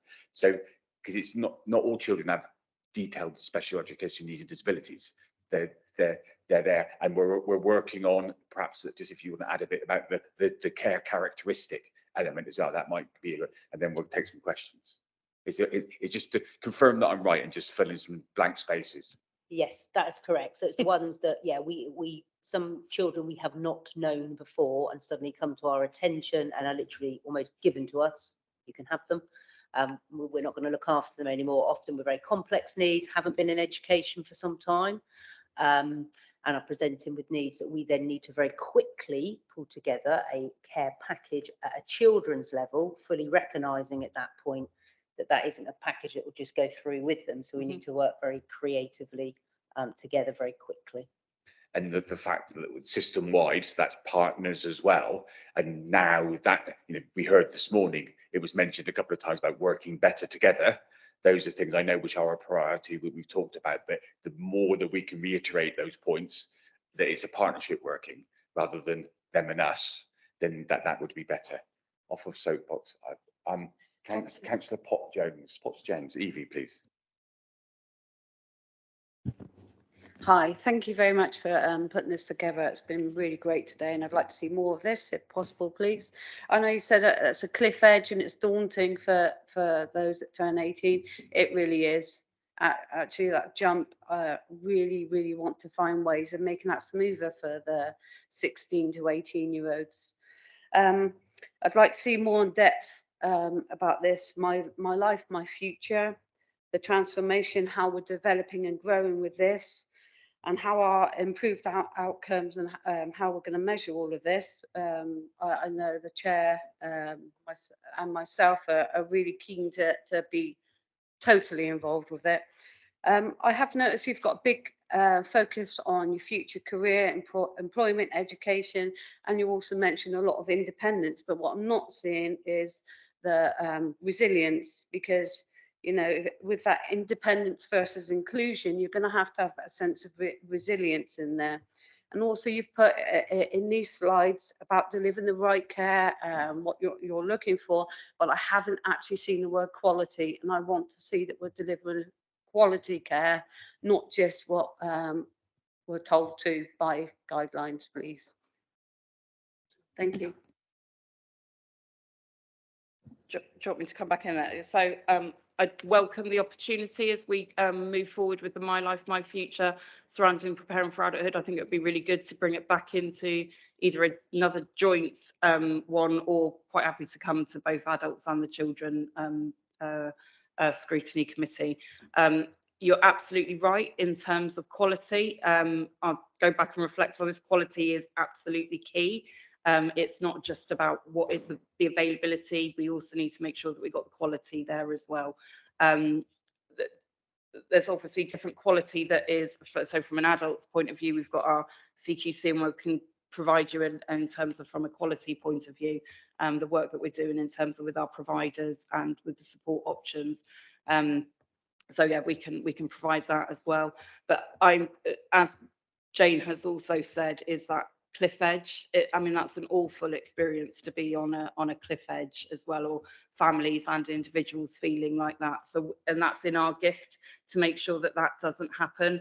So the more joint working that we can do across children and adults and with our services is all the better, really. Thank you for that. Thank you, Evie. Councillor Bailey, John. Thank you, Chair. John Bailey, Martock member. Thank you for the presentation. Just a bit of background, and to come at it from the ground level, I'm involved with a number of charities who are delivering youth work in the area, including Councillor Ruddle's area as well. And it was set up around about 2010-11 when the county decided to cut out of 92 youth workers, I think it was at the time. And subsequently, the 5 that were left about 3 or 4 years went as well. So basically, we provide youth support from about 11 to 16 officially, but probably 18, including some support in terms of CVs, looking at jobs, etc. But I just wonder, and we have to, they're all run by volunteers, we have to fund ourselves. Bailey, are we heading for a question, please? Yes, I am. I'm giving the background to my question. Thank you, Chair. My question is, what does Somerset Council offer us?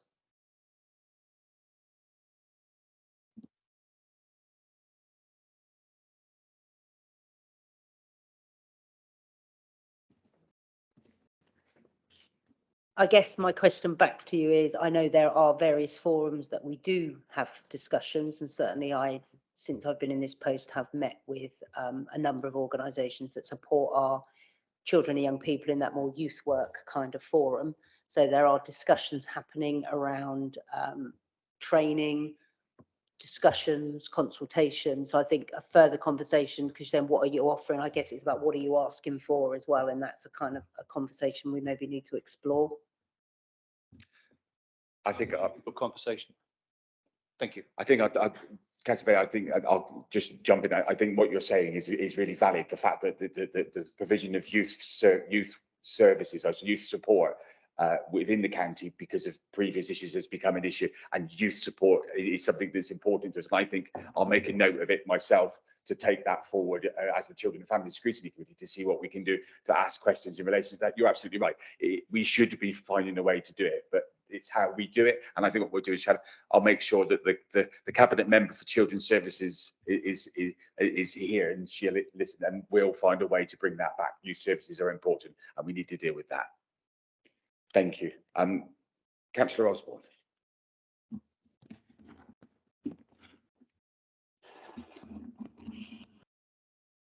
Thank you, Chairman. I really welcome this piece of work. I particularly welcome the slide collaborative working, because I think that's what it's all about.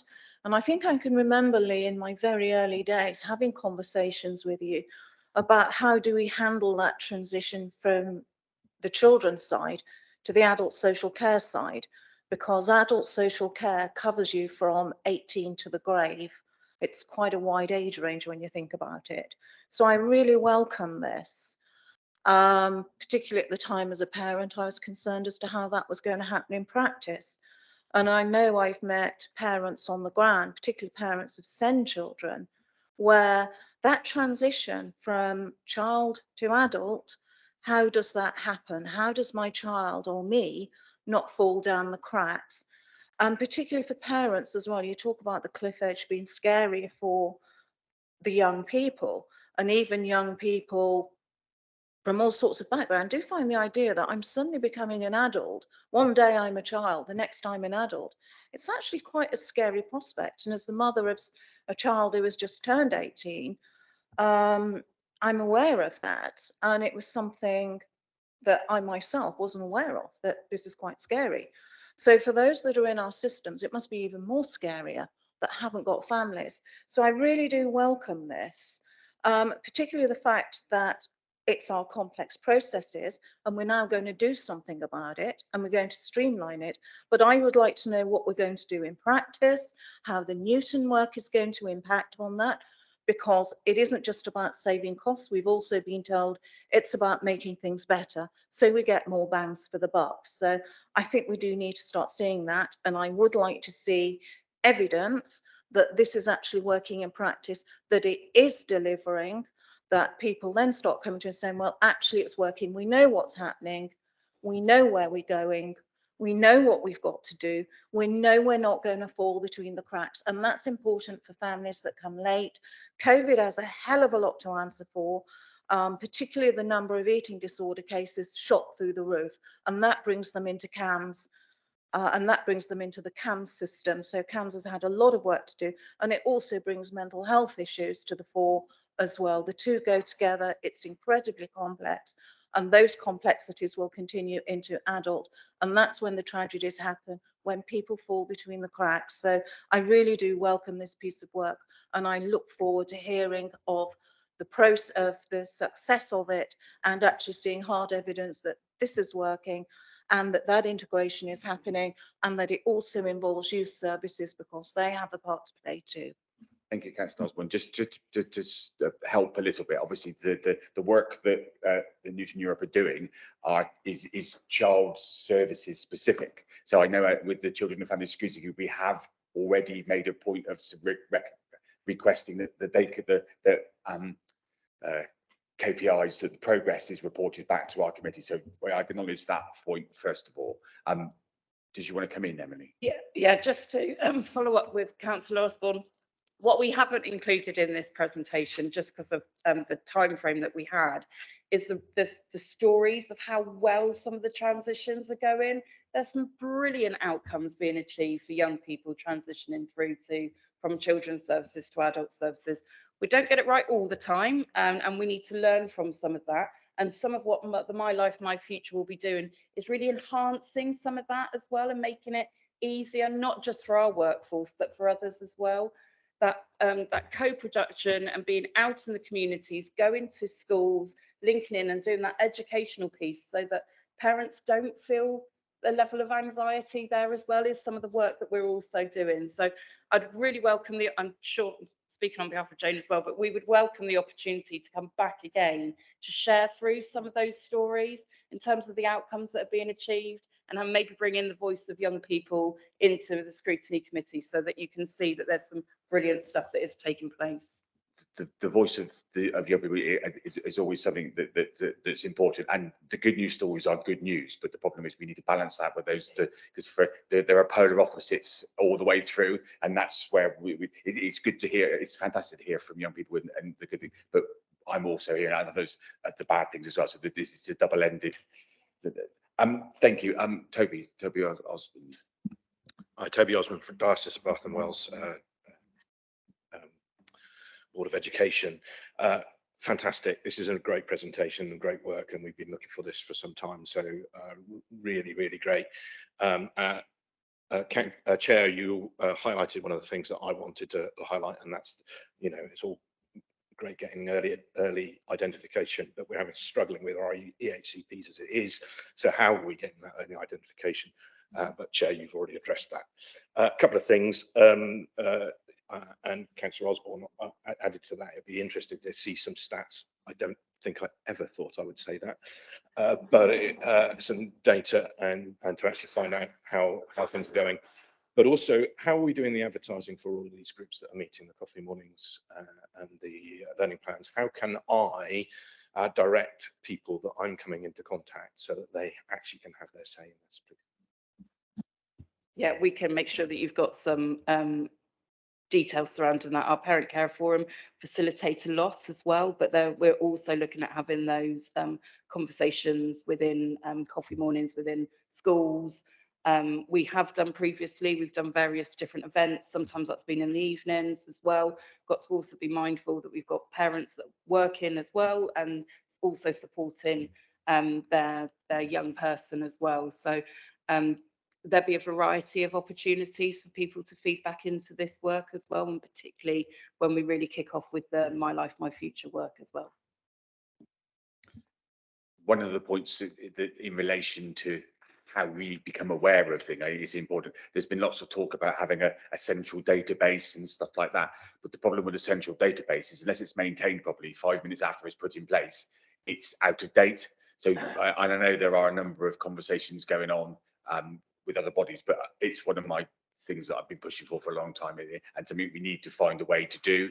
It's going to be someone had to take that responsibility, but it's like knowing what's available is also helpful. That's the point that's relevant there. Thank you. Councillor Bruce. Hilary. Thank you. Yeah, Councillor Bruce, Bridgewater Norton Central. I just wanted to ask really a little while back at a mental health workshop, we had a wonderful experience to meet some lived experience volunteers, and it was obvious how important and impactful that was. I just wondered whether, obviously for children it's probably difficult, but do you have kind of formal lived experience volunteers, and to what extent do they kind of shape, and how do they shape the work that you're doing? And then the second part was also, how are you going to measure the success of the transitioning service? Thank you. So yes, we do have individuals with lived experience, and with it, what we are also creating is, particularly in adults, is making it real board. So we have done various months of co-production, and that has involved individuals, young people transitioning through to adult services, and also the parent and carers as well. So as we just said, I think the more that we can get the person's voice into settings such as this, all the better. In terms of outcomes is a really tricky thing to measure as well. It's like quantitative, qualitative data.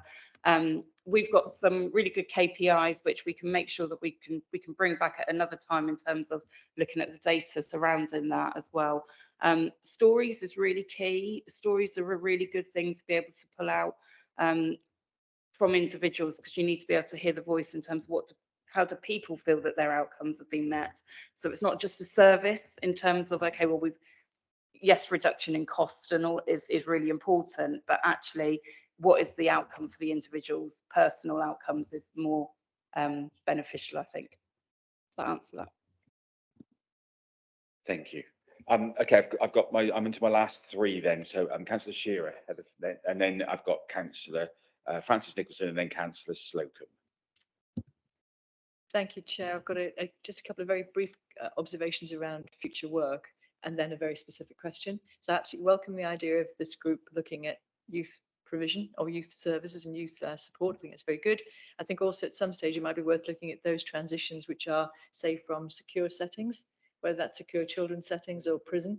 I think transitions, we just happened to be in an adult social care, safeguarding discussion a couple of days ago, and that made a lot of sense to think there's lots of different types of transitions, but the bulk, I think, is this into adulthood one.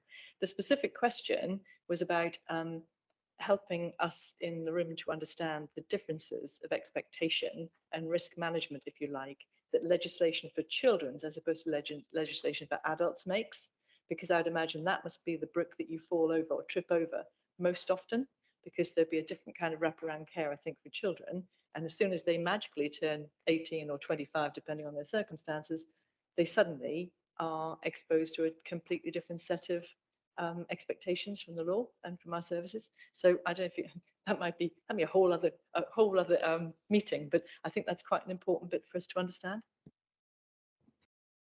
Thank you for that. I think you're probably right. It's probably a whole other meeting, to be quite honest.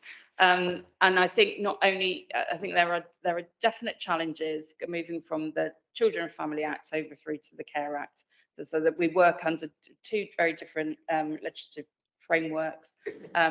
However, what I would say is there are some of those overarching principles as well that we should be working towards, and very much in terms of the preparing for adulthood outcomes does talk about that planning and that preparation. So that is the key thing in all of this, is the planning and preparation.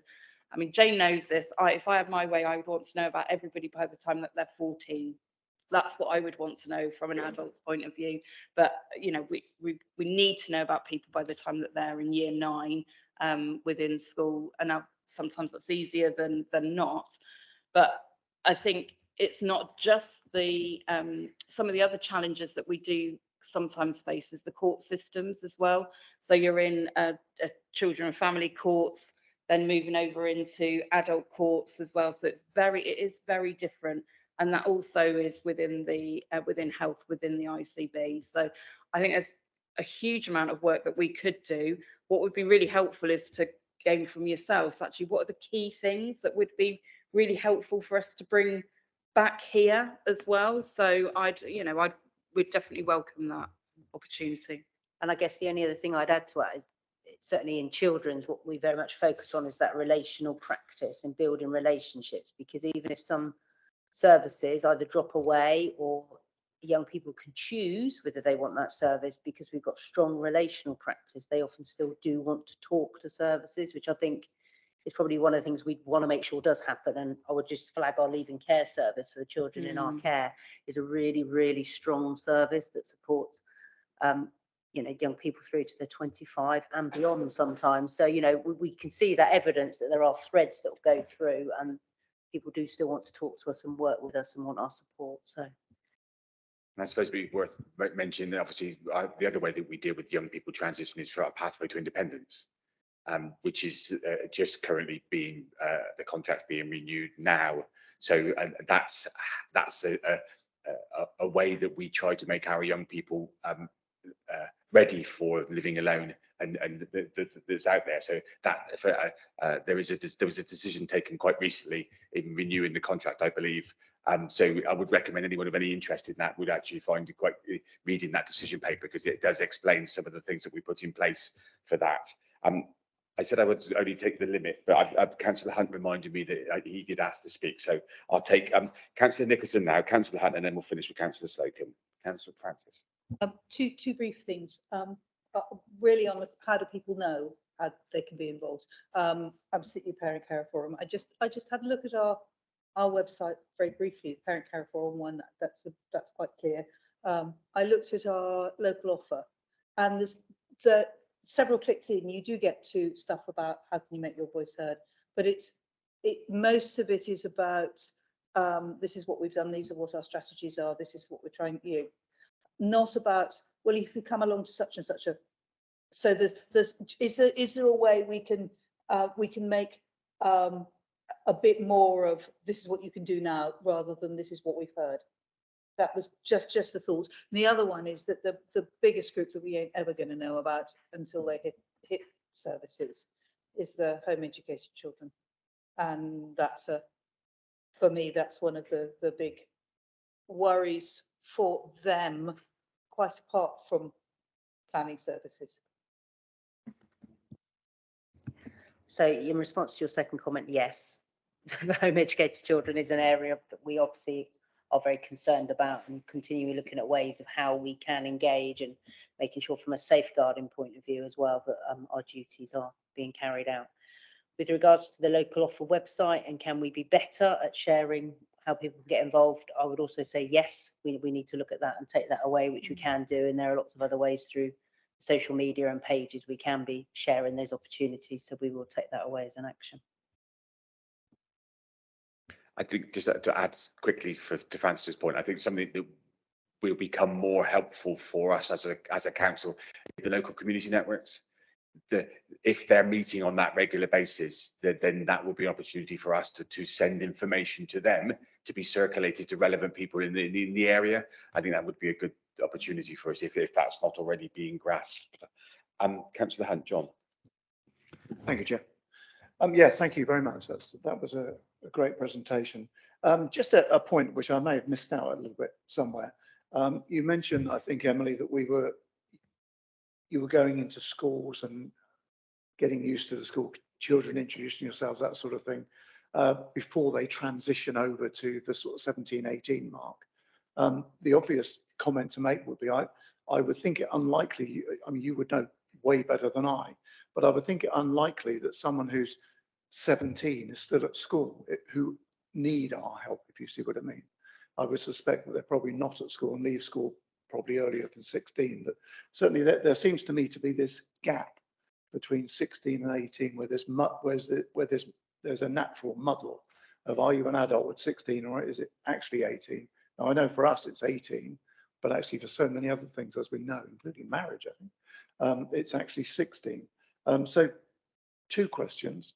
The first is, how are we bridging that gap, the 16 to 18? How are we keeping hold of these young people? And the second part is probably a government national thing, or do we have it within our power to lower this level down to 16, which would make more sense from my point of view. Anyway. Thank you, Chair. So we are actively out within schools, but particularly with our special schools. So I'm not sitting here saying we're in every single school across Somerset, because we're not. We're a very small team within the Preparing for Adulthood team.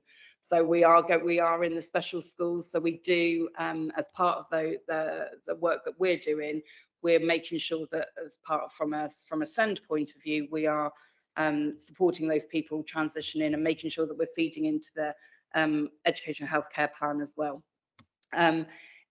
That you're right in terms of that 16 to 18 gap. I mean, I think if we all think back to when we're sort of 16, 17, you know, the wonderful world of adulthood it can be quite daunting and also quite exciting as well. So yeah, there's lots of work to do. We haven't got it perfect yet. But I think for me, it's also about how do we go in and educate. We can't always be there in person in the schools. There's too many schools. So to sit here and commit to that would be foolish of me. But how we can build and develop toolkits, easy accessible information, making sure that people know where to go and get support at the right time.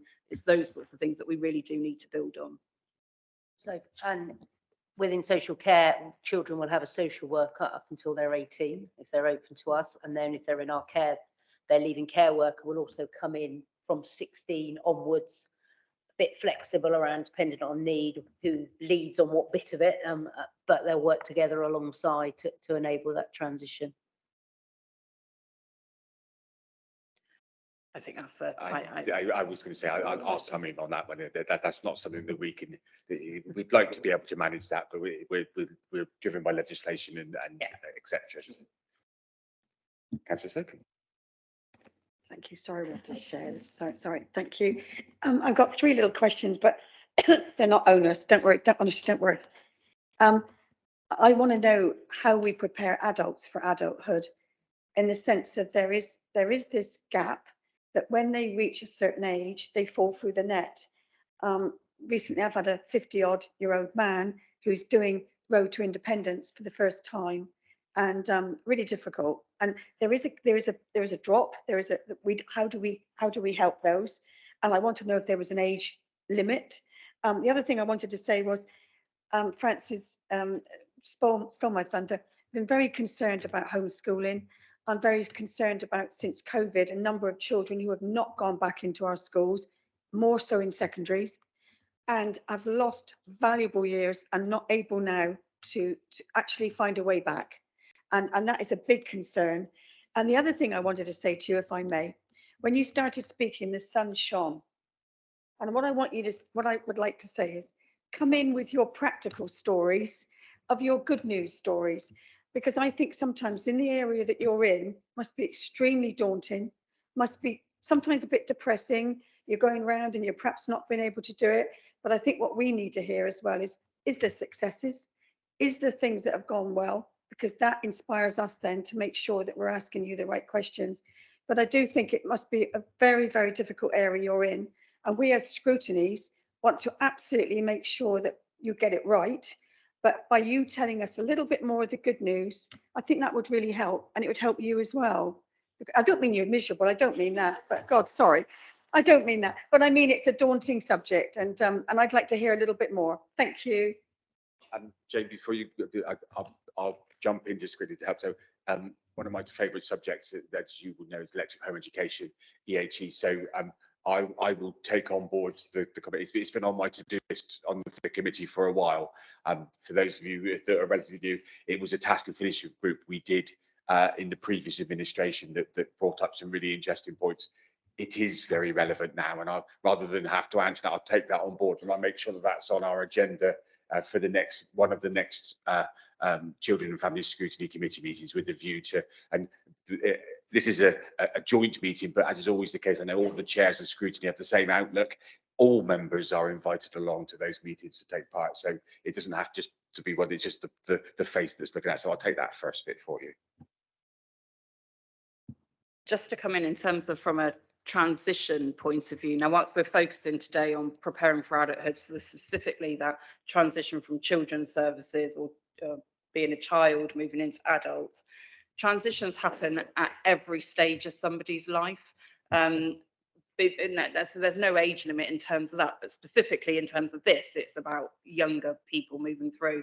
But that's where we got in when we think of the term transitional safeguarding, and that's not necessarily about safeguarding in as we would all sort of think about safeguarding, but it's about making sure that those transitions, whether that be you're being discharged from hospital back home, be that you're moving from one area of Somerset into another area of Somerset, or you're moving between teams, or you're moving house. It's all those sorts of things that the whole transitional safeguarding is about making sure that you are prepared, others are prepared, and that things or key information doesn't fall through the net. We sort of touched on that on the first sort of presentation this morning as well. So yeah, transitions can happen at every point of everybody's life, not just in children's. We almost managed to finish where we started. I talked about transition happening all the time, and you did it there, and then said that was almost. I didn't get a question. I didn't get an answer about schools. That's what I just wanted to ask you about the schools. The elective home to the school stuff, the homeschooling. I said that we'll bring that back to children and family scrutiny. Just going to answer that. I'm sorry. I'm very miserable. There you go. No, not at all. I didn't know. So in summary, then I think I will draw. I won't cover all the points that are raised there. They're covered in the minutes, and we've taken some action points out of this. But I think for the members in the room and members online that don't realise it, the fact that we have the director for operations, the director of for adults and for children sat at the same table bringing the presentation is a good thing. There was a time when that may not have been as happening, and I thank you both for that, and I thank the people above you for allowing that to happen, because I think for me, it sets a good example. I remember, I've been here for a number of years now. One of the first committee meetings I had, we were saying, why is it that one side doesn't talk to the other side? And the fact that you're here, I appreciate. It's fantastic. I think this is going to be a thread that runs through everything so far today. Working together again is the important thing. It's not just children's services that are relevant, and particularly in this as well. And I'm sure we will mention it in the next one. Something we might want to try and figure out is how we do signpost. That would be I think that's one thing, one of many things that come out of it today. But thank you very much, ladies, for your time. Thank you, members, for your interaction in this point. What I'll do, I will take a literally a 1 minute or 2 minute break to allow the presenters to change over, and then we'll go straight into the next item. That way, in theory, we may almost finish just slightly late rather than very late. Just 2 minutes, please. Don't run off unless you have to.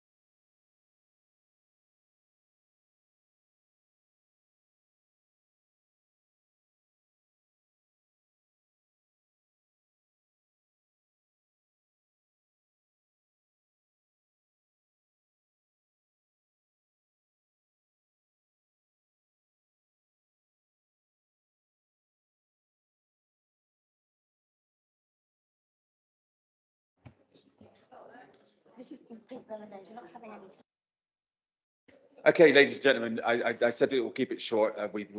Some props have been distributed. So what I will do is just introduce this item. So vaping. Chair, are we just sharing these around? No, they're just examples. Please don't open the bag just yet. Thank you very much. So one of the things that I've noticed is the increase in use of vapes. The way that technology has driven forward to the point where previously you used to have a big lot, apparently lots of stuff that you had to pour stuff in, and it wasn't.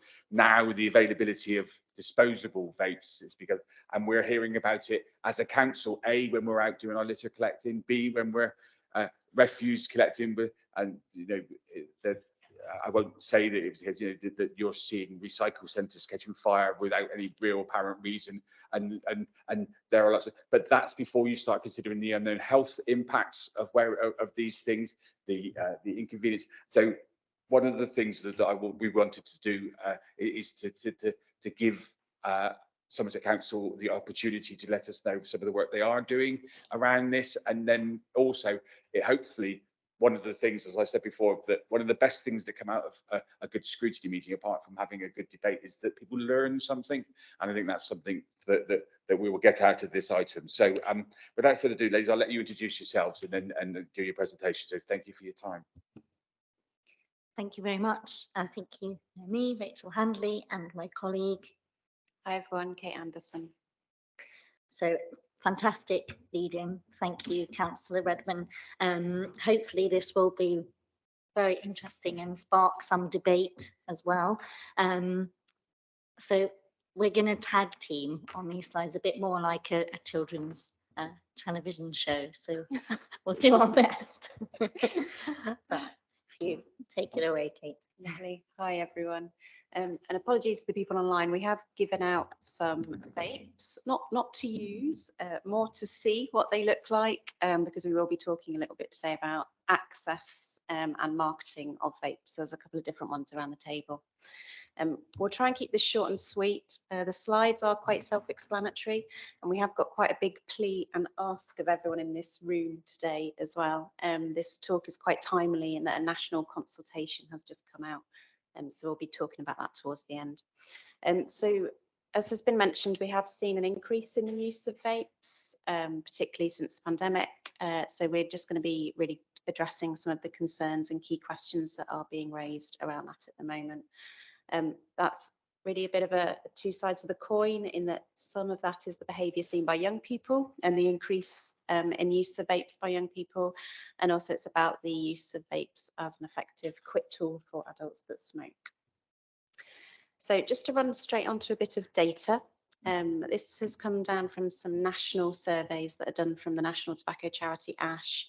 And really this just sort of mirrors what we're seeing locally, in that that top line, that black line, is highlighting that the majority of young people are not vaping. And that's a really key first message. What we are seeing though, if you look towards the bottom with that orange line, is we are starting to see an increase in people that are trying, young people that are trying vaping or starting to use it. So that does follow the concerns that we're hearing from schools and youth groups and families, that they are now seeing more young people vaping. One of the really common patterns that we're starting to see is that young people that vape are typically young people that have previously or currently smoke. So that's a pattern that's really useful for us to look at how we support them locally. And this is data from our local school survey. So this is the first time this year that we have asked specific questions around cigarettes and vaping, and we'll continue to do this in the survey every 2 years so we can monitor trends. This is really important for us because we've had national data on behaviours with young people, but we haven't had particularly that good local data. So that's really what we're trying to build at the moment. And what you can see here is that, again, the majority of young people aren't using electronic cigarettes, but we are starting to see an increase. And what's interesting here is if we compare the year 8 and the year 10 figures, so year 10 is the lighter green, we're seeing quite a shift and quite a jump in that age group that are now starting to vape more regularly. And that really mirrors the patterns that we've previously seen in terms of smoking. Alongside the school survey, we are starting to do some deep dives to really understand more about the reasons behind that behaviour. So this is an example of a survey that's still going on in a Somerset college. Some of the key learning from this is that of the people that have completed the survey, and they have been incentivised, half of them have tried vaping and 50% of them are vaping every day. Of those 50%, the reasons why they're doing it is what's really interesting. So what's coming out is that it's to relieve stress and it's to help them with stopping smoking. The vaping everywhere, the access to vapes is mixed, so they can buy them online, they can buy them from friends and family, but you'll see there that 62% of them are buying them from the local shops, and 2/3 of those are under 18, so they are buying vapes illegally from local shops. Another really interesting point is 50% of them want to quit. Now that's really important for us in terms of how we're looking at supporting them locally.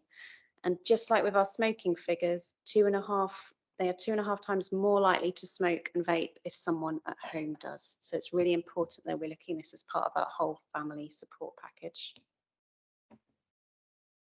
So then, just as potted messages on some of that data, and I suppose the context, actually smoking is still the leading cause of disease, disability and premature death in this country.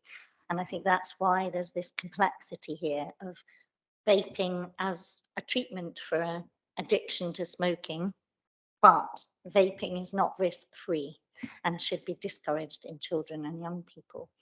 And we know it's much less harmful than smoking, and as I said, is a highly effective quit tool.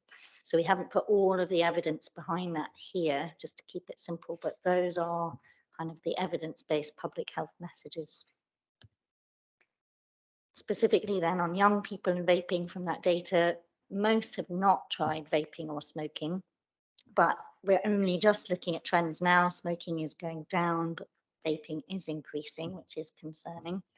Most children who try vaping have also tried smoking, so it might not be that children that would have never smoked are trying vaping, but time will tell. Only a small proportion of children that try vaping will continue long term, so most of them it's just a trying experience rather than a habit.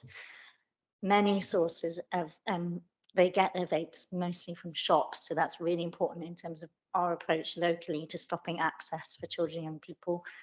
And then also the age, who should we be targeting to work with, and it's usually 16+ year olds. So this is just, again, a little bit of the context. So for smoking in adults, 65,000 adults still smoke in Somerset. An average of 500 women a year still smoke during pregnancy, which is associated with really awful outcomes for children being born. Smoking costs Somerset 150 million a year in all sorts of different ways, but also being off sick for illness, I think, is a big part of that. So 703 people a year dying from smoking. They're also 2.5 times more likely to need social care and require it 10 years earlier than the average. So you get significant health, more complex health and social care needs much younger if you smoke. And 26,000 children are living in smoking households. We also know that smoking is much more prevalent in more at-risk groups or are disadvantaged groups, for example, mental health, social housing, routine manual occupations. So we can't take our foot off the encouragement to get people to stop smoking, and vaping is a key way to do that. But our other foot is breaking on the vaping for children and young people. So this is part of the message, I think, that even children and young people in Somerset did this consultation and they came up with this. It wasn't us, but their line was, it's a quit tool, not a cool tool. So, you know, there's that message of that balance from them. Thanks, Rachel.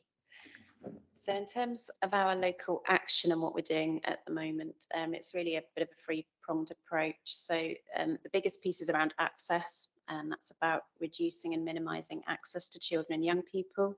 And a big part of that is what's in the national consultation that's out at the moment.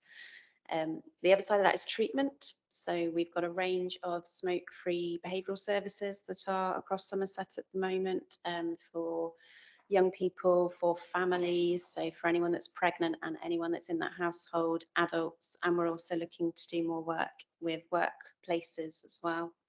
And then another big part is education, and that's part of today, is that there's lots of mixed messages around vaping and smoking that's out there. And so how can we actually inform and educate people so they're aware of the risk and the evidence? Our local approach is quite risk averse, it's probably fair to say. So primarily it's about preventing uptake of smoking and vaping across all ages. We are really taking the stance that we only want to use vapes as a method to help people quit smoking, which is quite different to some other areas that are sort of really just pushing vapes as a tool for everyone. And ultimately we want to support people to be smoke and vape free. What we've heard is lots of increasing concerns from schools and youth groups over the last couple of years. So this is really just a summary of what's specifically been made available for those groups. We commissioned the Intent programme that is free to all schools and youth, all secondary schools, sorry, and youth groups across Somerset. That's one of the few sort of evidence-based smoking and vaping prevention programs. So it addresses all the key messages, but it's really about supporting young people to prevent uptake in the first place. We've put out a number of examples of school policies. We've got work going on between our school nurses and Smoke Free to look at specific treatment pathways for young people. We've also got the consultation that Rachel mentioned, and that's ongoing work with young people to really get an understanding of actually what are the messages that they relate to and will listen to help them along this. And continued building of data. So we really need to continue to understand those trends and behaviour patterns as to why people are trying or taking up vaping in the first place. This is just a little bit on Trading Standards, who are fast becoming one of our closest partners for addressing vaping. They attend our Tobacco Alliance and they're doing loads of great work at the moment. And again, this is quite a heavy feature of the consultation that's come out nationally. You'll see from some of the vapes that we've given out, they're of different colours. You can smell some of them, which might sound a bit odd, but they are all made to sort of smell quite appealing, particularly around fruit flavours. And one of the things that's coming out nationally is that even though companies are told they're not allowed to market things to children, you will see in the top slide of this, top right hand of this slide, that actually we're seeing more and more products that are being put on the shelves that have specifically got sort of characters, Disney characters and other things. So it's quite hard to argue that they're not being marketed at children. We haven't got any examples of those around the room, but there's a whole array of them that are out there. And trading standards have been doing some great work to really start to test purchase and address certain areas where people are accessing vapes and illicit tobacco. We can't ignore the message around waste. So just like with tobacco, we have concerns around waste and recycling. There's been a lot of media coverage around disposable single-use vapes, and there's potentially a ban on those coming on in the future, but we also get waste from rechargeable and from cigarettes as well. We're working closely with our waste partners and looking at ways that we can address this continually going forward. A big side of that is education to people as well in terms of how to dispose of them. And we have an estimate at least 1 million vapes being disposed of in Somerset a year. So onto our big plea. So a couple of weeks ago, we had the launch of a consultation that we're quite excited about. It's a smoke-free generation consultation. It's live until the 6th of December. We'll put a link to it in the chat to this meeting. It's really based on a lot of the recommendations that came out from the Khan review a couple of years ago, which was received really positively in terms of some of its national recommendations. And it is really about changing legislation. So we're doing a lot that we can locally, but one of the biggest impacts that we will be able to have in terms of youth vaping is reducing the access. And so that really comes down to some national influencing. Primarily, this is about reducing the age of sale. So any child that is born from 2009 onwards, if they can reduce the age every year, they will never legally be able to buy vapes. New Zealand has done this and is predicting seeing almost a 50% cut in smoking and vaping rates. So this is really something that we think will have quite a significant impact for us in this country. It's also looking at ways of minimising the appeal of vapes. So for many shops that you walk into at the moment, you will see vapes are one of the first things that you see as you walk in. So it's how can they actually do more plain packaging like they've done with tobacco? How can they remove easily, sort of visually, vapes being there? And also how can they support trading standards to have more impact and power to reducing accessibility of them in local areas? So this is our last slide. So what can you do to help? So I think, yeah, being clear on those evidence-based messages so that vaping actually, it so far looks like it is increasing in young people, but the majority of young people don't vape. It's not a kind of gateway or entry to taking up other kinds of substance misuse. And it remains a highly effective quit tool for adults. So we need to keep making it accessible in that context.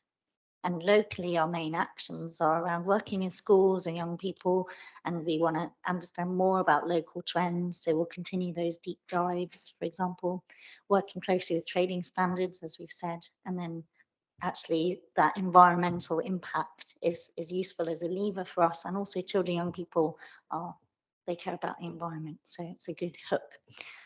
But for us, I think specifically, as we have said, it's to take part in this consultation, which I think Chris Whitty has been driving hard, and it is his plea. So our Chief Medical Officer saying this is possibly the biggest thing that we can do for, you know, the future health of children, young people now.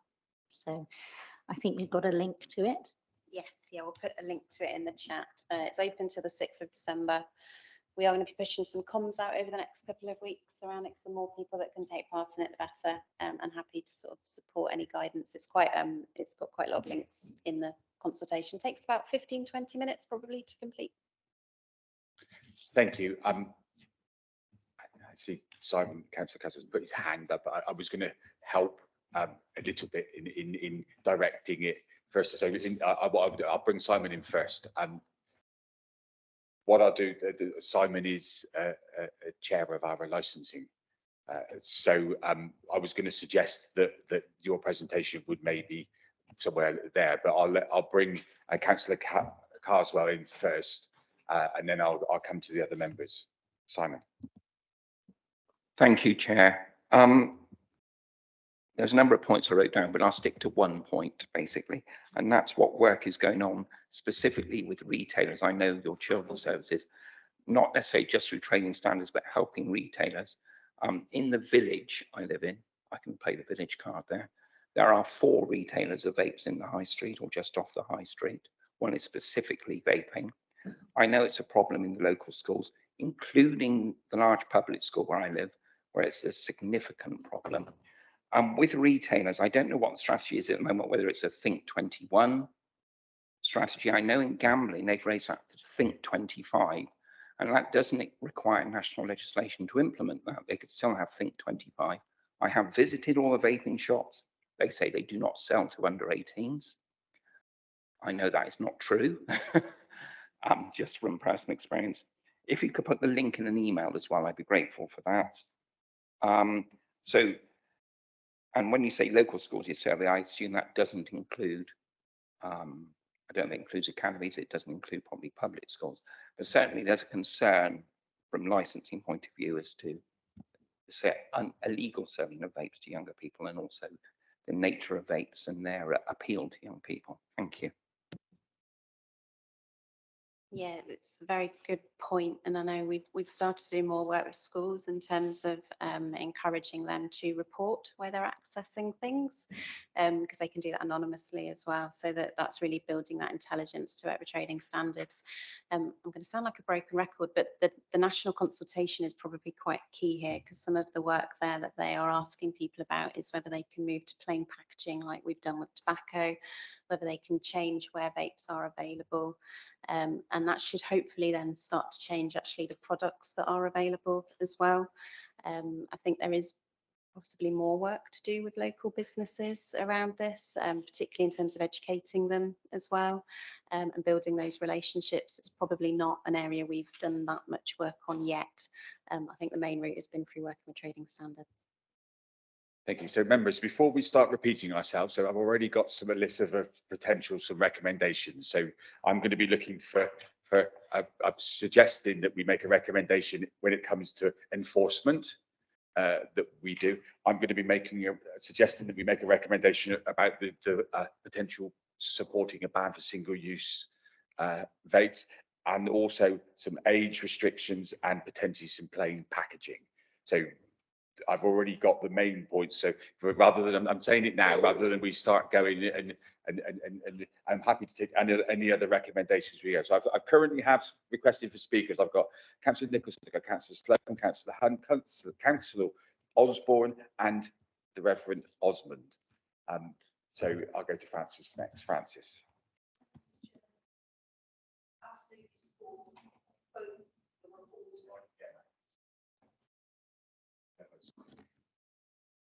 I've now got a flashing green and a plain red. Is that all right? Right. Absolutely supports the recommendations that you've mentioned. Absolutely support the report. I'm a bit concerned about the evidence-based messages you're asking us to use.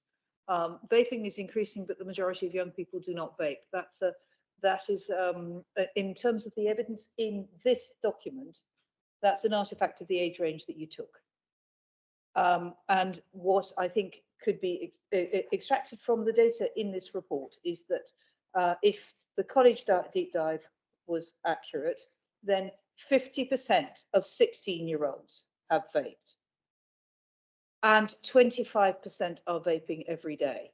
I think to say that the majority of young people do not vape is misleading and actually minimizing the problem. And it would be much better to say that by the time 16, half of them are already.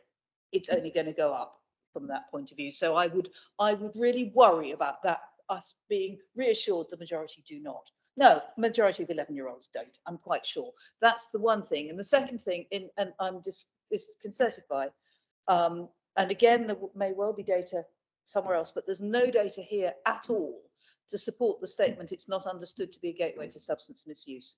There's nothing here about substance misuse in the questions that you've reported, and no information from the organisations and our organised support for people who are trying to get rid of drugs as to what was their path in. So again, I am worried that this on the basis of no evidence is giving us something which is minimising the problem.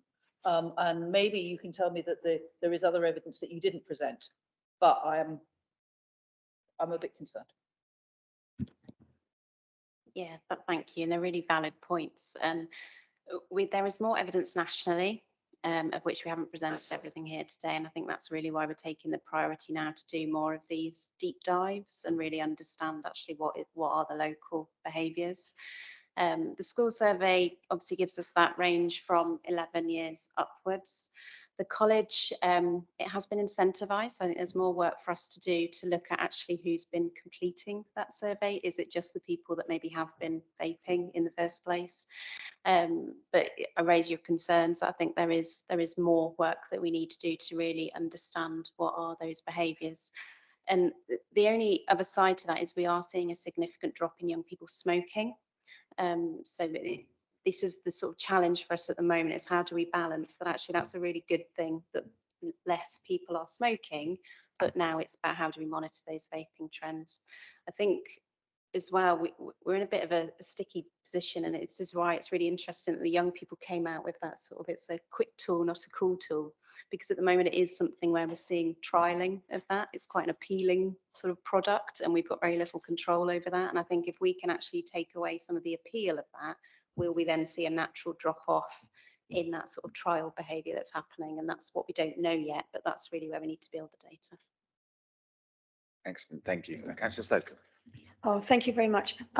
Thank you for the presentation. I found it very interesting. Didn't realise. I have done a little bit of research myself. You say a single vape has a nicotine equivalent of 2 packets of cigarettes. I don't think young people know that. And I can tell you the amount of young people that pass my house with a raspberry and strawberry, I didn't realise until I saw the vapor coming out what it was some time ago. I wonder whether we need a harder message.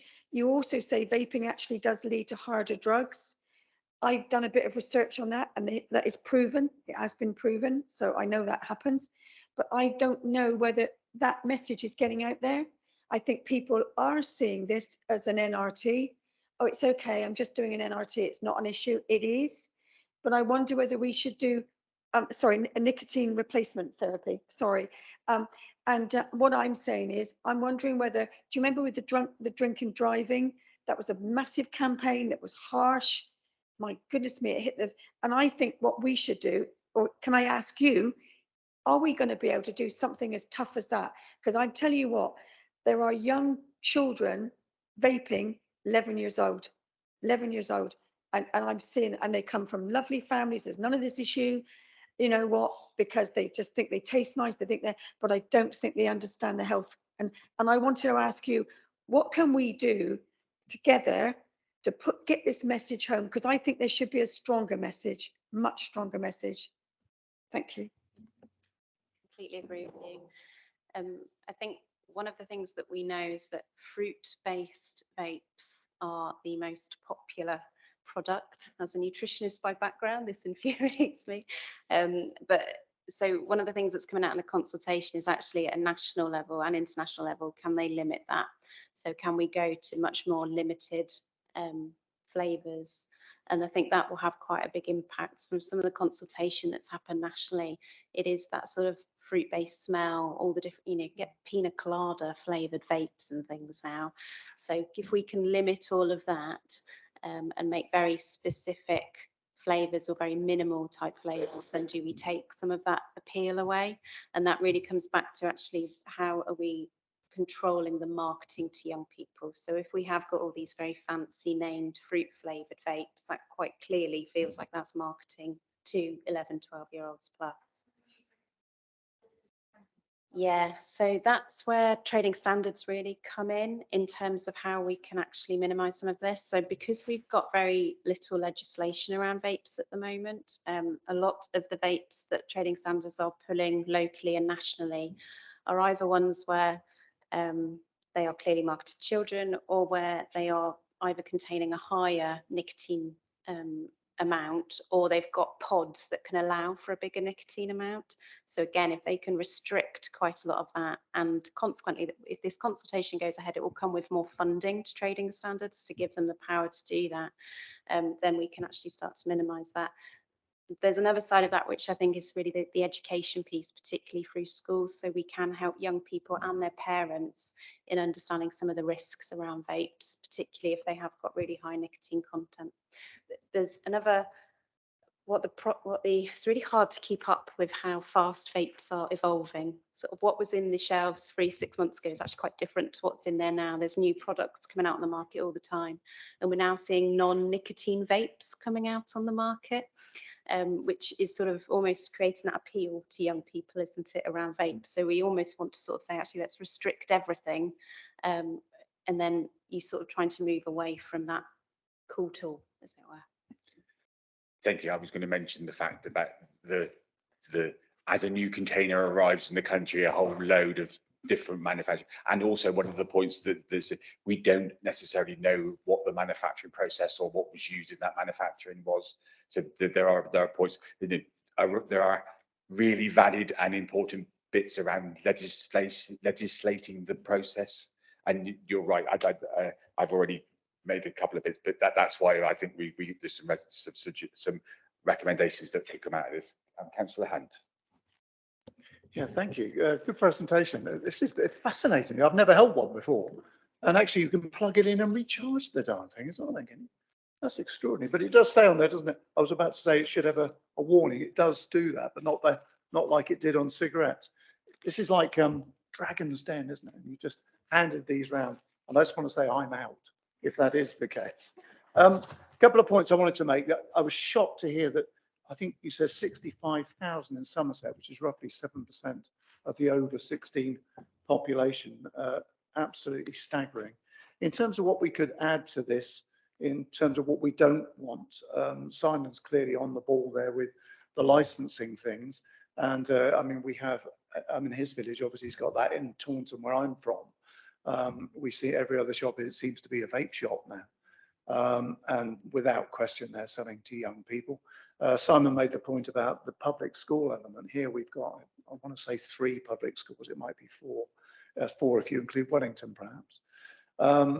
But with all of those, it's a huge problem at each of them. Certainly the 3 in Taunton it is. And you've only got to walk past them or drive past them at any sort of break period time, and you can't see the school at all. I mean, it's completely smoked in, as it were. But 2 things to add to our thing, I think, would be to perhaps vaping when driving. And I also think we should ban smoking while driving, which I cannot believe we're allowed to do that. I used to smoke years and years ago. I was an absolute idiot and gave it up. But when I did smoke, I would smoke and drive. And the amount of times you drop the cigarette on your lap, you're doing 60 miles an hour and you're scooting around here, and it's very, very dangerous. Why it's not been done, I don't know. But I think if we could perhaps suggest the vaping and driving as part of that, in particular with vaping, because when you see someone vape, the cloud of smoke is immense, isn't it? Smoking is bad, but vaping is even worse. So the car itself must be like driving in fog, I would have thought. And just to re-emphasize this health warning thing, I think perhaps we could ask for the packets to have a better health warning. I mean, this one, you said earlier on about children being attracted or younger people being attracted by the flavoring. I mean, this is pink lemonade. That's quite attractive, isn't it, really? I mean, they'll have gin and tonic in a moment, won't they, which would be lovely. But yeah, if we could, it's the vaping and driving that concerns me most, I think. Thank you. Yeah, it's a really valid point. And actually, I don't think that is in the national consultations. So it might be a really interesting point to add in. There's a campaign that's due to go out soon in primary schools, which is really focusing on smoke-free homes and cars, which was quite a prominent campaign sort of 10 years ago. And we're just sort of reiterating it really. And it's quite sort of, most people know, don't they, that smoking is bad for them, but it's that continued messaging that particularly for those 65,000 that we're still seeing smoking, they're quite entrenched smokers now. There's quite an addiction there.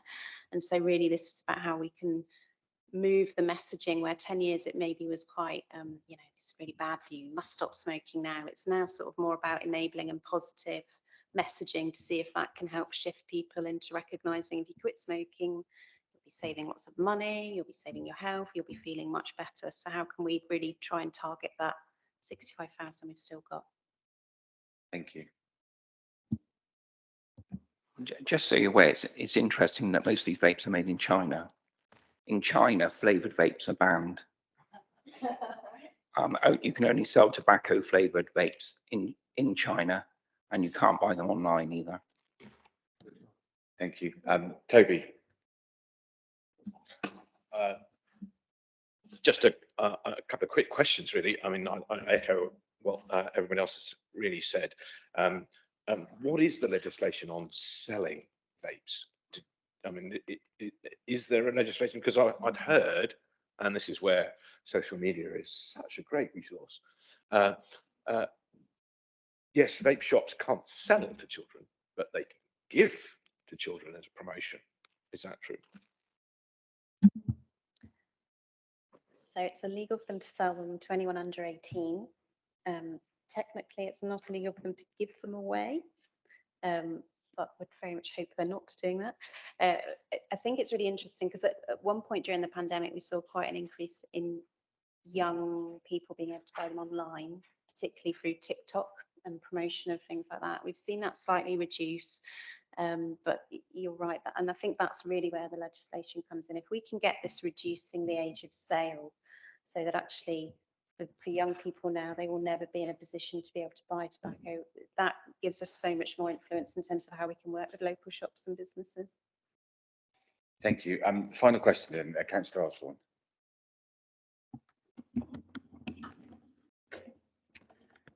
Thank you, Chairman. That's a really interesting presentation, especially to someone who I think maybe just had a puff as a teenager, and then when I had to buy my first packet of fags, decided it was a waste of money and stopped.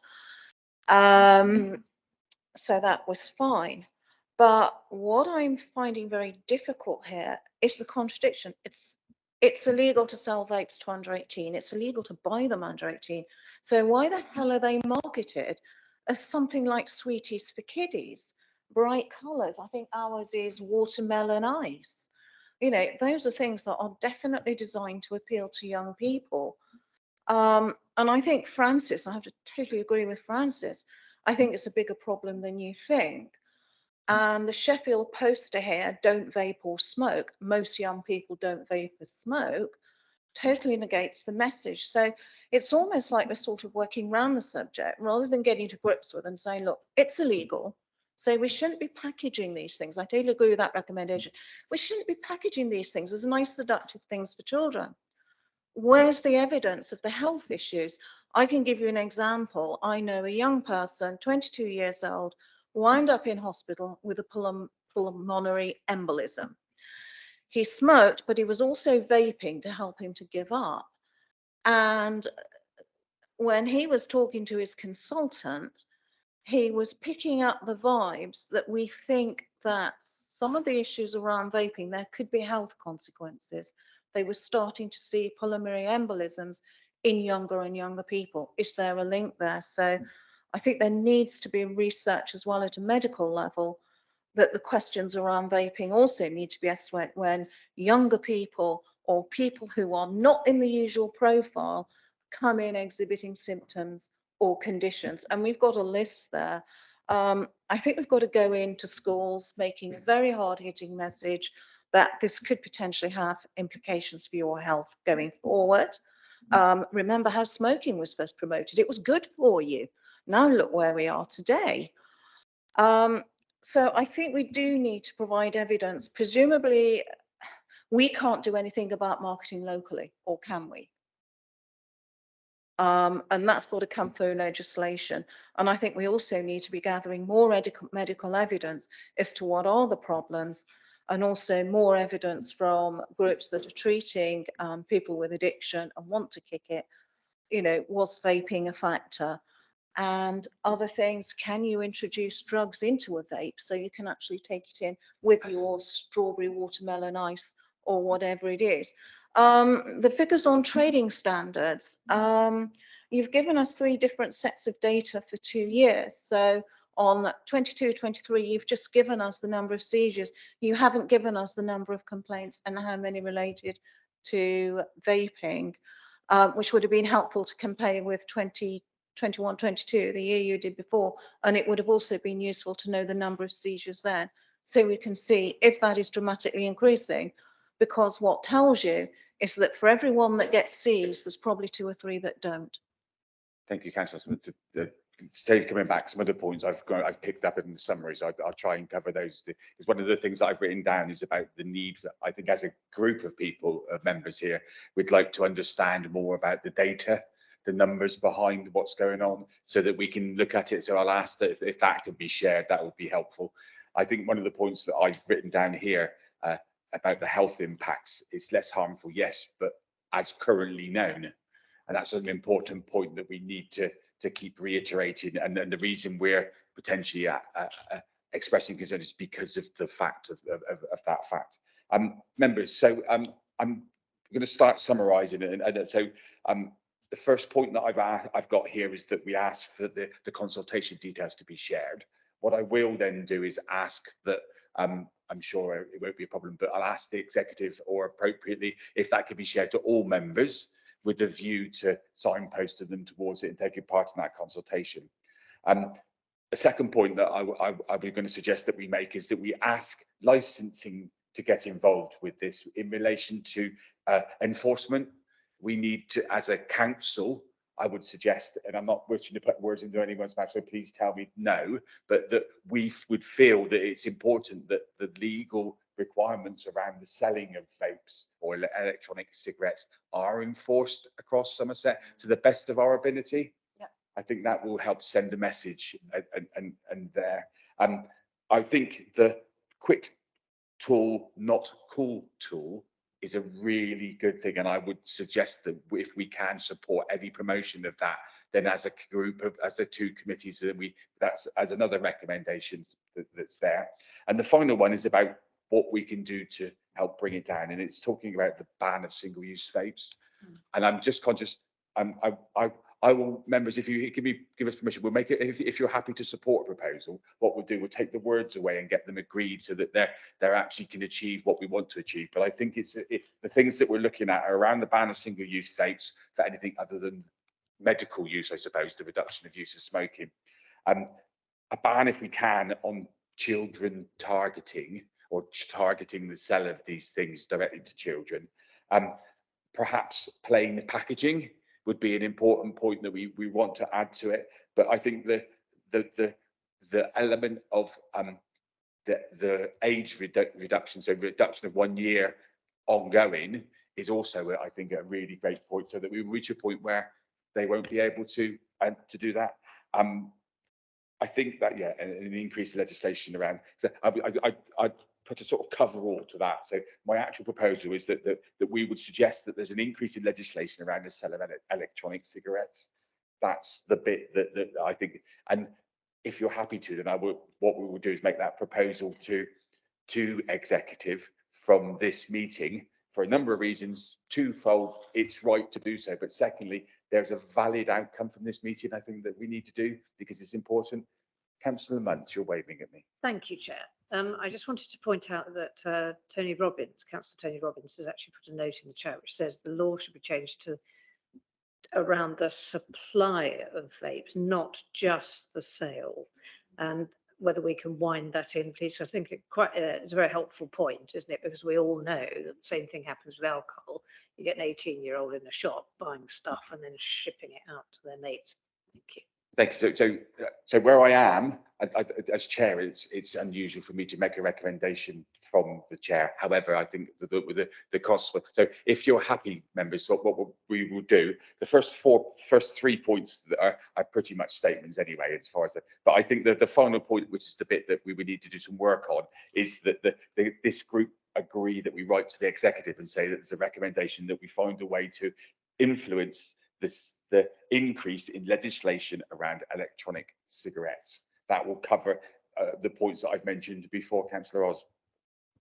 I'm sorry to interrupt you, Chairman. The points you're making are valid and I support those recommendations. However, I think it would be remiss of us as a committee if we didn't consider the environmental impact. And there's a slide on waste and recycling. notably disposable, rechargeable and inappropriate disposal of batteries. And bearing in mind that our recycling centre is totally out of action in Taunton, we don't know the cause of the fire, but batteries do play a role in that. So I think we do need to at least acknowledge the environmental implications, and that could also be a way of deterring people from vaping, that you are making a very negative contribution to the environment when we actually have a climate crisis going on. I think it would be good, and so I'll add a point prior to the last one, where that these committees support the work that's being done by our waste management teams in educating people around the disposal of. Is that okay?